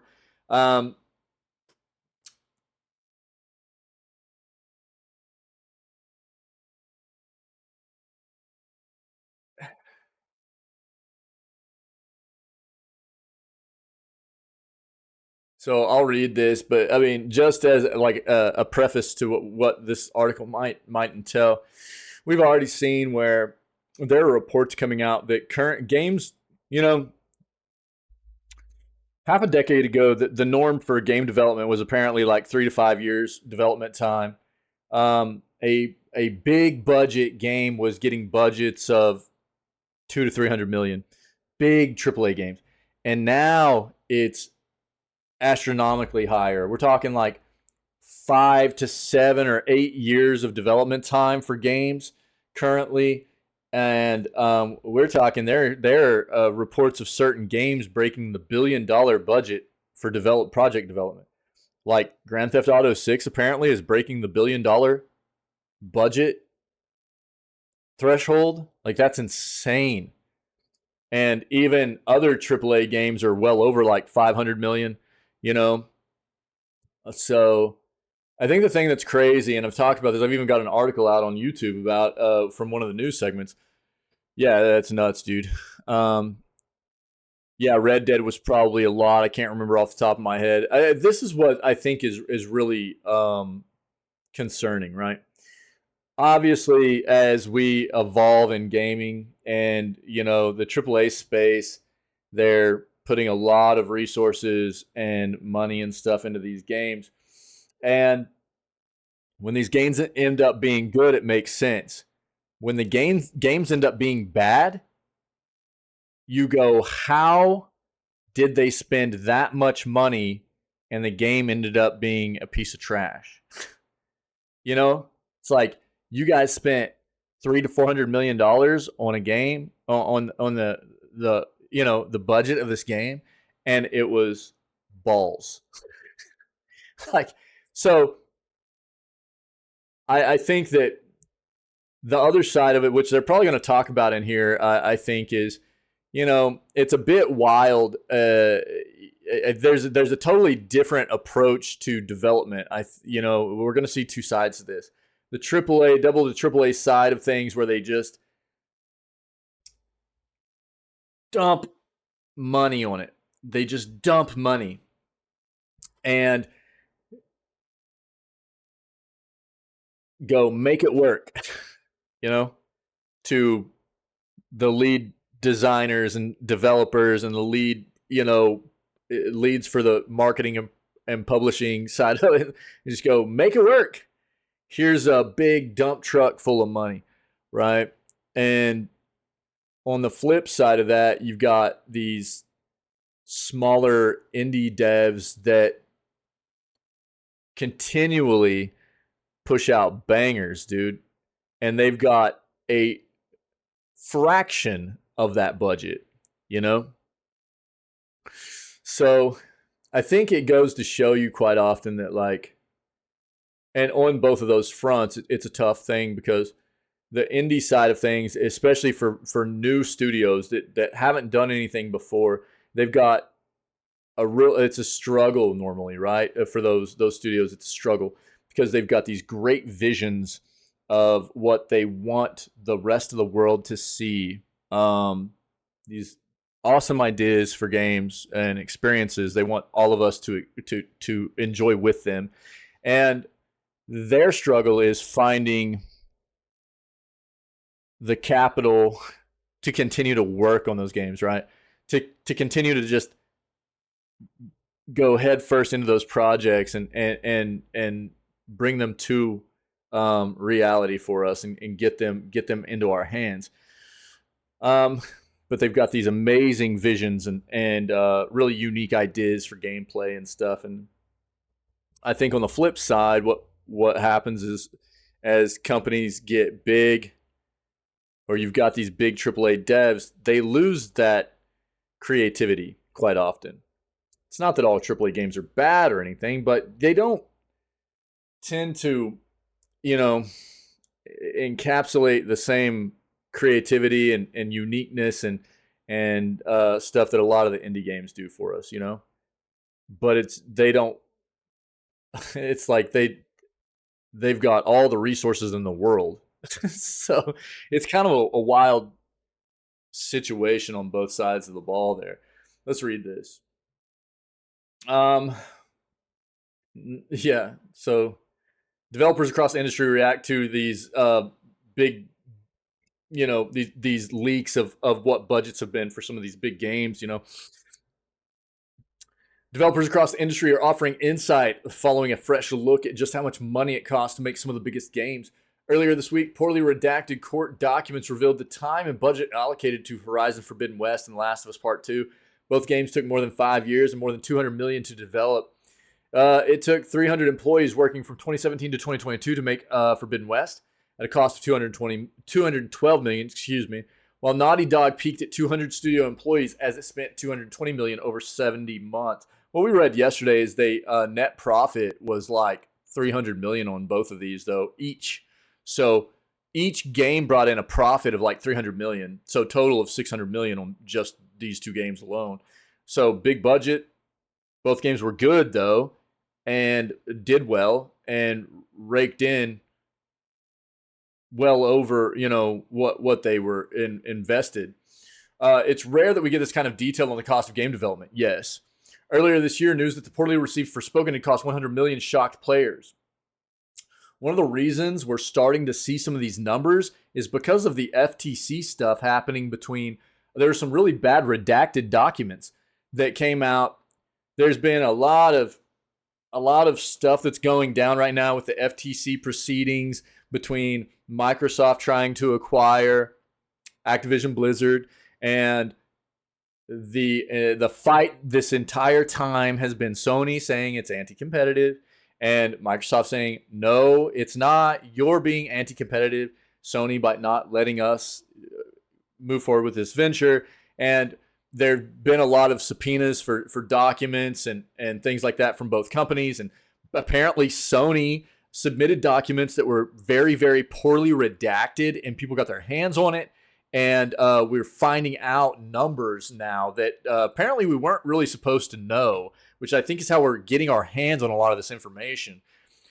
News that the poorly received Forspoken had cost $100 million shocked players. Yes. These two games cost more than double. That is no great surprise, but the response to the exact figures has rippled across the industry, with developers helping to put some of those numbers into perspective. On the one hand, there are the AAA devs. Former Psychonauts 2 developer Lizette is at Tyler Montgomery noted that Sony spent $220 million over 6 years to make The Last of Us Part 2 before they saw a single penny in return, claiming that game teams this size for this long are not sustainable.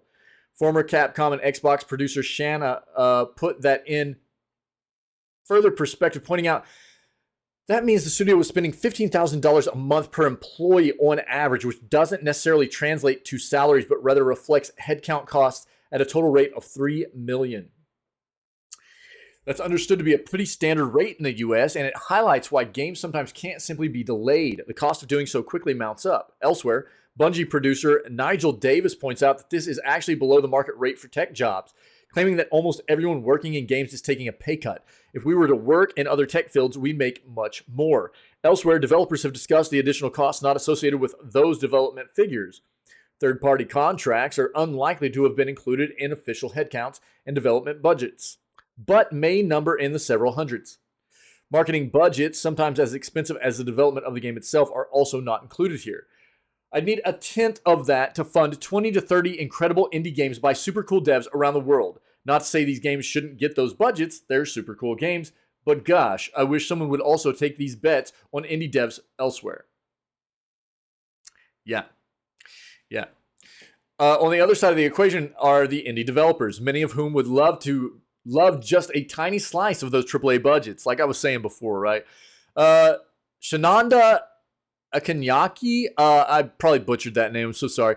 Game director on Dating Sim Thirsty Suitors, which looks like a wild game that's releasing, said, quote, $200 million plus development budget of a AAA game to indie scale is wild. Absolutely. Former Vlambeer developer Rami Ismail said that, quote, I'd need a tenth of that to fund 20 to 30. That was the quote from previous. That sentiment has been shared a lot elsewhere, with many indie devs suggesting that a fraction of a percent of Naughty Dog's budget could be transformative for their careers. Much of the conversation also revolves around the value to be found in those bigger titles. For example, the work that AAA studios can do around accessibility is significant, but as major publishers start to warn of longer, more expensive dev cycles, there are certainly questions over how much more these budgets can balloon. Yeah, again, look, we're getting like unofficial kind of information about how some of these modern development projects, big AAA development projects, are hitting, potentially even breaking the $1 billion budget threshold. People are talking about Grand Theft Auto 6 is breaking the $1 billion budget threshold. Now, not most of these games are going to break that, right? But still, that's crazy, man. Yo, Poison Ivy, what's up? And I would say that it's probably not wild now to think that there are a lot of these AAA games that are hitting the like $400 or $500 million mark currently. I mean, these are games that these budgets were. I mean, when these games release, you know what I mean? The games that we're seeing these budgets for, these were games that, that have released already, right? So now we're talking about how much are these companies spending now on the games that are being made currently? Yeah, it's going to be kind of wild to see like some of the other big games. Like have they said like what Starfield's budget? You shake weight, Jam.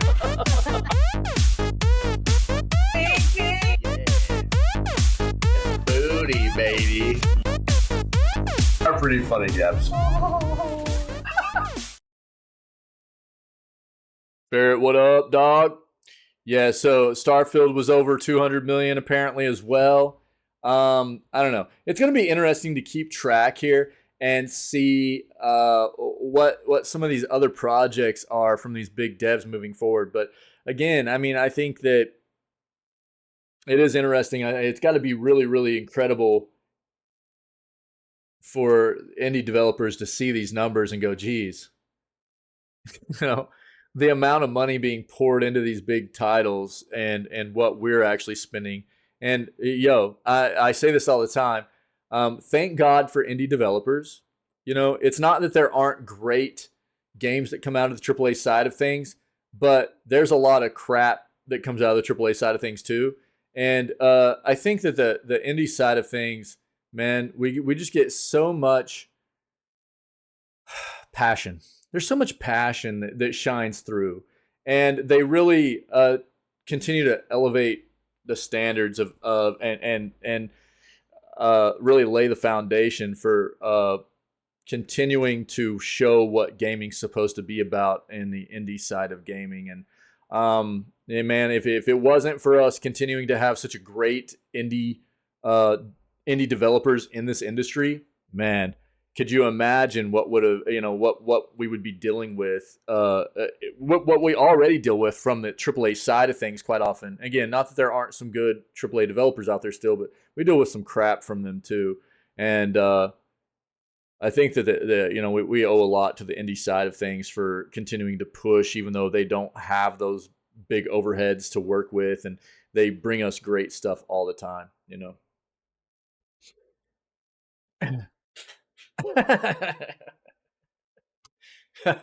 Yeah.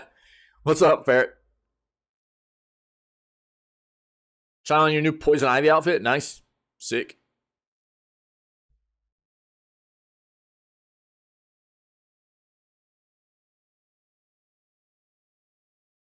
Happy Saturday, guys. Daedalic Entertainment ending internal development. Apparently they're done making games, guys. Gollum was the end-all for them, I guess, with internal development. Gollum was so bad, I guess. Chillin'. Minding my business. What's on... work on new Lord of the Rings game halted. They're laying off 25 people. Daedalic Entertainment, the studio behind the long-delayed and poorly reviewed Lord of the Rings Gollum, is shutting down its internal development arm. New article by Games Wirtschaft. The outlet reported that Daedalic Entertainment will now focus on game publishing, sales, and marketing. Studio sent out a statement to Games Wirtschaft stating that it was a difficult turning point for the company. Told the studio it was laying off people, with 25 individuals impacted by the layoffs. The German-based game studio announced that it had halted the development of another Lord of the Rings game it was working on internally. Game has been in development since last year and was under the codename It's Magic, with it supposedly launching next year. Even though they're not working on new games internally, still committed to improving the Lord of the Rings Gollum. They got a lot of work to do. But another patch currently being worked on, apparently. Switch versions also in development, aiming to release later this year. Yeah, Gollum was released last month, met with criticism for performance, graphics, and gameplay issues, all encompassing, dude. Looks like IGN gave it a 4 out of 10. Filled with dull stealth, bad platforming, and a pointless story. It does little to justify why anyone should take the time to play it. Brutal. Brutal. Oh my God. You're crazy, dog. Games are announced too early. Yeah.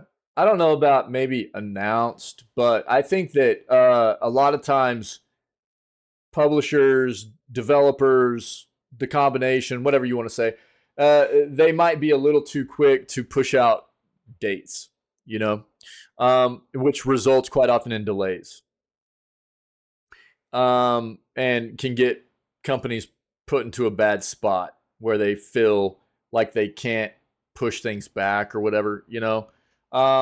With the news that the new Perfect Dark game is still years away, Tam and Lucy discuss why announcing games early can do more harm than good. We've talked about this a lot, man. I've talked about this a lot. I think that it's important for,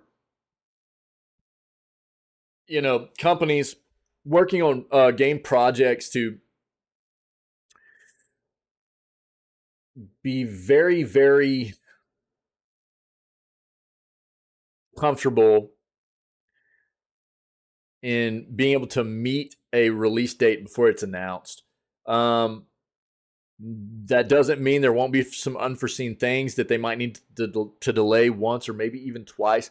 But I don't think that dates should be pushed out without being fairly positive you're going to be able to meet that date. You get developers and publishers and stuff that get themselves in these situations, like take a game like Skull and Bones, Ubisoft. The game's been delayed like 7 times now. That looks really, really, really bad. You know, they've had an entire showcase, hour and a half showcase last year. What was like October, I think, something like September, October of last year, and then they delayed the game another 2 or 3 times after that. It looks bad. It looks really bad, and honestly, for me, a big indicator that there's something wrong, and it makes me basically just approach a game where I'm telling people, and for myself as well, wait and see what the game's going to be like. Whenever games get delayed because they're not meeting when it's getting delayed too much because they continue to not be able to meet these dates they push out, it seems like an indicator to me that there's something wrong in the project itself. I don't know. It's quite often a red flag for me. Not that, I mean, delays are needed. Don't get me wrong, and I respect companies that are comfortable enough with putting a delay on a game when it's needed. But when you get numerous delays, that's when it starts looking really bad. New Perfect Dark was revealed at the Game Awards back in 2020. A recent report from IGN has indicated that its release is still years away, despite Xbox's Matt Booty saying that he played it recently. It isn't the first time this happened. In fact, there are many games that have been announced and then gone missing in action. Often this can do more harm than good, yet it still keeps happening, which begs the question why. This episode is spot on. Tam and Lucy discuss the dangers that can arise when games are announced too early and why publishers and developers do it regardless. It's the hype machine. I'm not going to watch this. Yeah, it's like 10 minutes. I'll let you guys watch it if you want. The hype machine's important, right? That's a big deal for developers and publishers and these businesses in the gaming industry. They need to build hype around the game. So I understand why it's needed, but it's also it's like a balancing game. You've got to be able to meet the deadlines, comfortable enough to delay if it's absolutely necessary, but you can't be pushing out information too early either. You know, it puts businesses in a weird spot, developers in a weird spot, publishers in a weird spot. Spot On is a weekly news show airing Fridays in which GameSpot's managing editor Timur Hussein and senior producer Lucy James talk about the latest news in games. So they're going to discuss their own opinions on this. It's like 10 minutes long, so I'm not going to dive into it right now, but I'll link it if you guys want to take a look at it. That's just, man, I've talked about that a lot.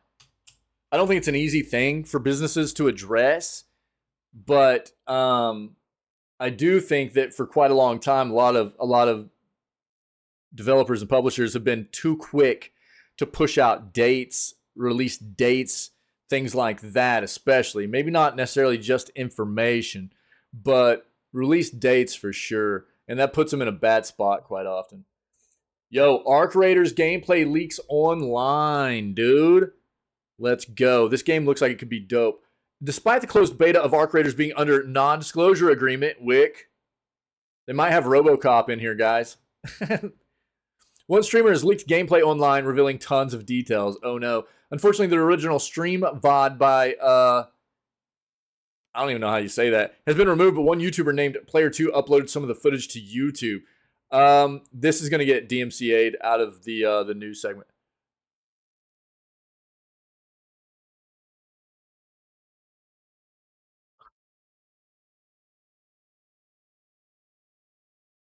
We'll watch it. I'll cut it. It's fine. I want to see it. I'm sure you guys want to see it. I'll take the time to cut it out. It's going to get caught. It's going to get caught whenever I try to post this to YouTube probably. They're going to be getting all this stuff's going to get DMCA'd, I think. So I'll probably just have to cut this out of the YouTube. This news segment, when I put it up on YouTube, will probably have to be cut out. So just anybody that's going to be watching this as a VOD, understand that this video is probably going to be cut out, okay? But let's take a look.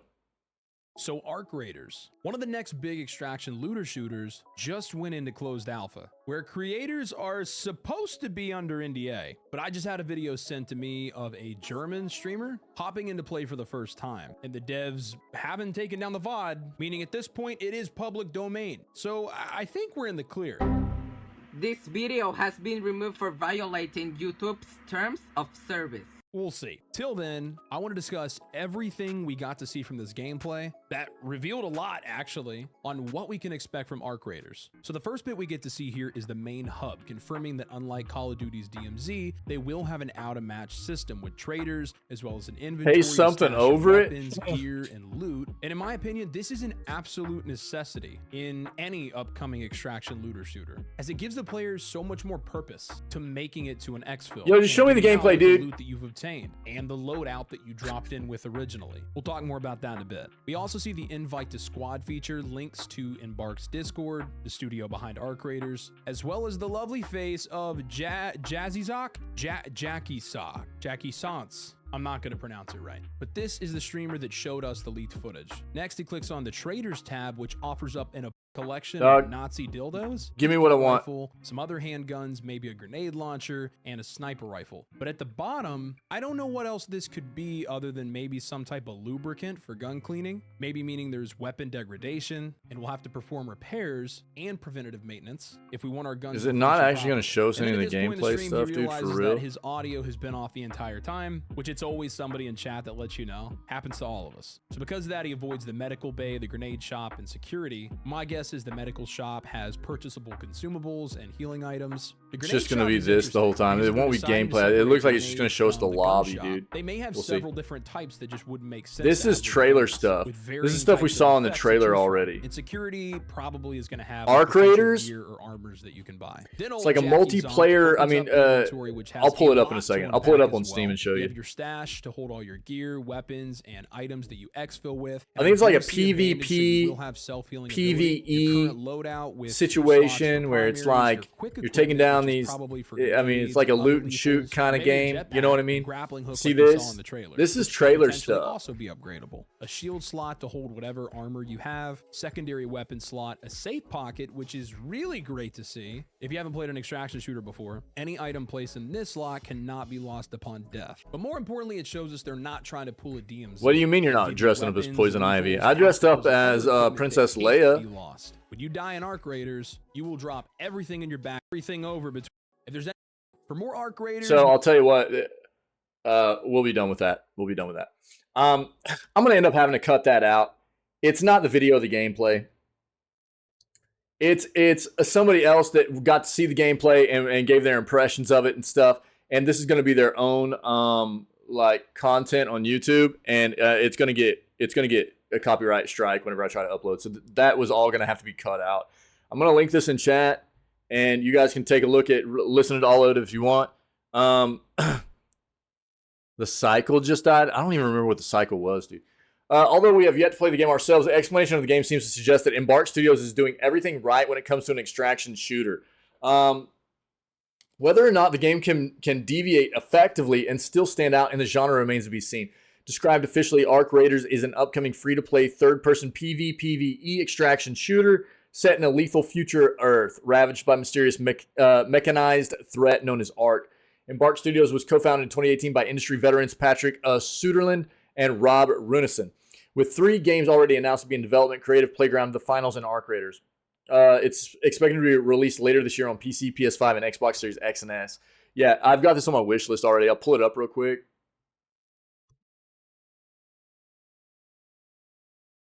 You're going to dress up as me for Halloween? Dude, I can't wait.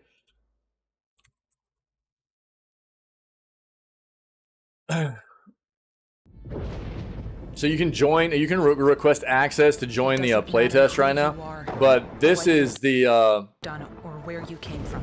This is Arc Raiders.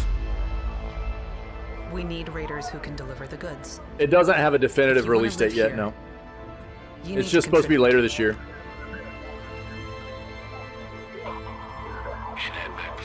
I think it already got like delayed a little bit or something.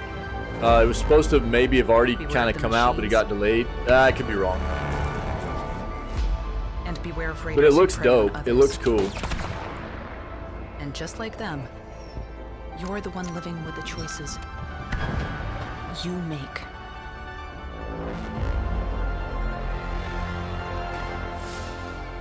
A man bun and fake Yankee tattoo and a tank top. That's a win, dude. That's a win.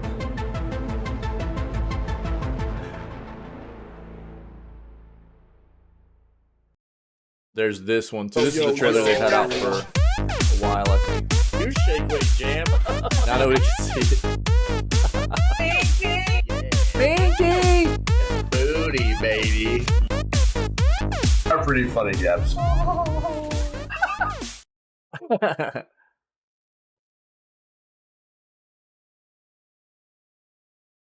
Oh, that was a short one. But yeah, thought they had another trailer. It just says coming soon. It's supposed to be late this year, is what they've been saying. Free to play, shooter, third-person shooter, PvP, PvPvE, apparently. You can find out more. I'll link it for you guys. But it looks like it could be cool. We'll see.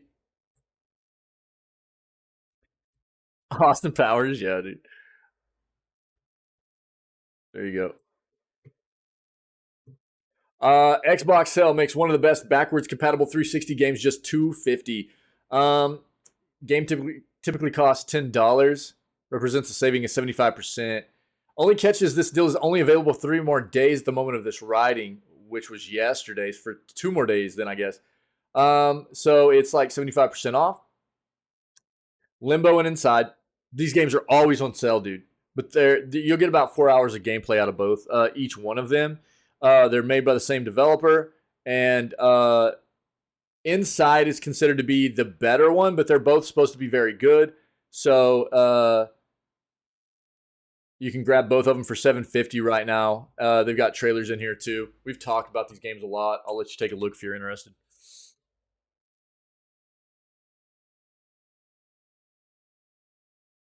Under NDA as well. Yeah, that's why I said RoboCop's probably in their wick.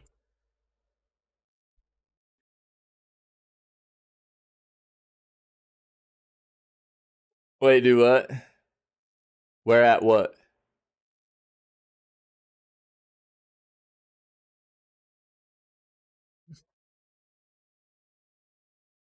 All right. Dude, what is this? This is the last article I have, by the way. If anybody has anything to add to the news segment today, let me know. We'll address it before we start playing it. Oh, your cosplays? Put them in like the art section or something. I consider that art. Yeah. I mean, you can post them in the art. You can post them in the main channel too if you want. Totally up to you. I think he's just been busy, dude. I talked to him a few days ago. He just was like, man, I've just been real busy and stuff.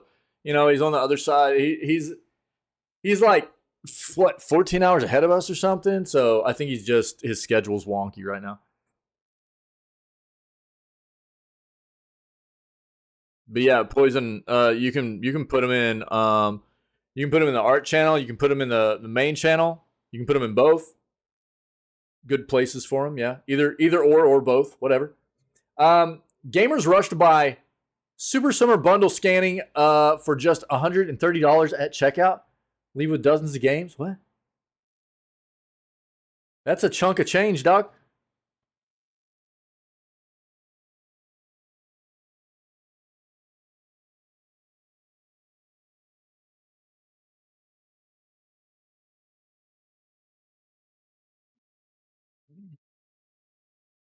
What is this bundle, dude?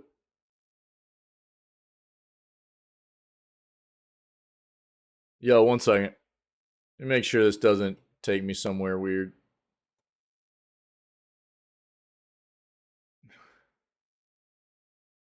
Really? All right, this is what it's showing.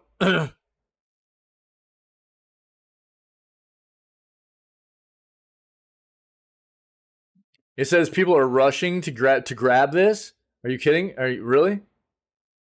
People are rushing to grab this, huh? The end of season summer 50% off sale. I'm guessing this is a promotional article, dude. Yeah, I don't think so either, dude. I've never heard of most of these games. I've never even heard of, but look at the dude. It is $130. That's a big old chunk of change, doc. But here's what I'll say. I'll go ahead and be done with that. The Steam sale is going on. There's a ton of sales, not just on games, but also on like Steam Deck. So hardware, software. Go take a look. Find yourself some good content, man. And don't forget to get your free games off of Epic, dude. Right now it's the Dungeon of Nullbeck, and that'll be until the 6th. And then Grime, Tinge of Terror will be the next free game, okay? A bundle of what? Games? It was a bundle of games. It was here. I mean...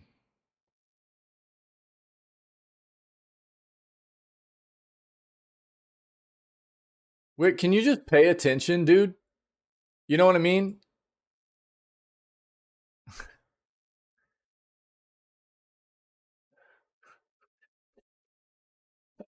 Pay attention, dude.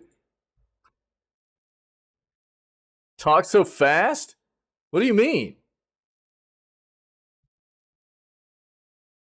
Maybe your brain's just slow.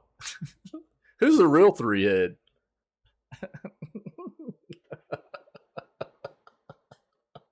It's this, dude. Here, I'll link it for you.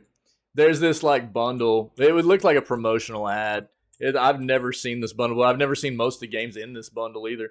But it doesn't mean there might not be some good ones in here. I highly recommend people look at the reviews on these first, though. It's the end of season summer 50% off summer sale bundle. So it's like $130 for all these games, but I don't know most of them. So do your due diligence. Take a look. But I linked it there. It's in the chat. It's in the chat. Yep. Them's the jams, mans. Cool. You guys rock. Appreciate it. Great news segment. We're gonna go play some Grounded for a little bit. So I don't know. Got a bit of a headache, man. If it doesn't work its way out before too long, man, I might not do a super long stream today. But we'll get some good Grounded in for a little while, anyways. You guys are awesome. Thank you. Great news segment. We'll go do this Grounded stuff. But if anybody's checking this out now or even later on as a VOD, dude, we got this video gaming news segment along with all previous video gaming news segments, clips from these, as well as gameplay playthroughs that we've done are spread into episodes, as well as just funny clips and highlights. All that stuff's out there on the YouTube channel and Twitch channel as playlists and stuff like that. So check out that content if you guys are enjoying it. Come hang out with myself, the rest of the amazing people that are part of our community here whenever we go live at 6 a.m. CST. 6 days a week, every day but Wednesday. We always start off with video gaming news, stay current with what's going on in the industry before we dive into gameplay for the rest of the day, okay? Other than that, man, happy flipping Saturday. Hope everybody's weekend's going well. Stay healthy, stay safe, be kind to one another, and we'll be back tomorrow kicking off the stream with July 2nd's edition of Video Gaming News. All right?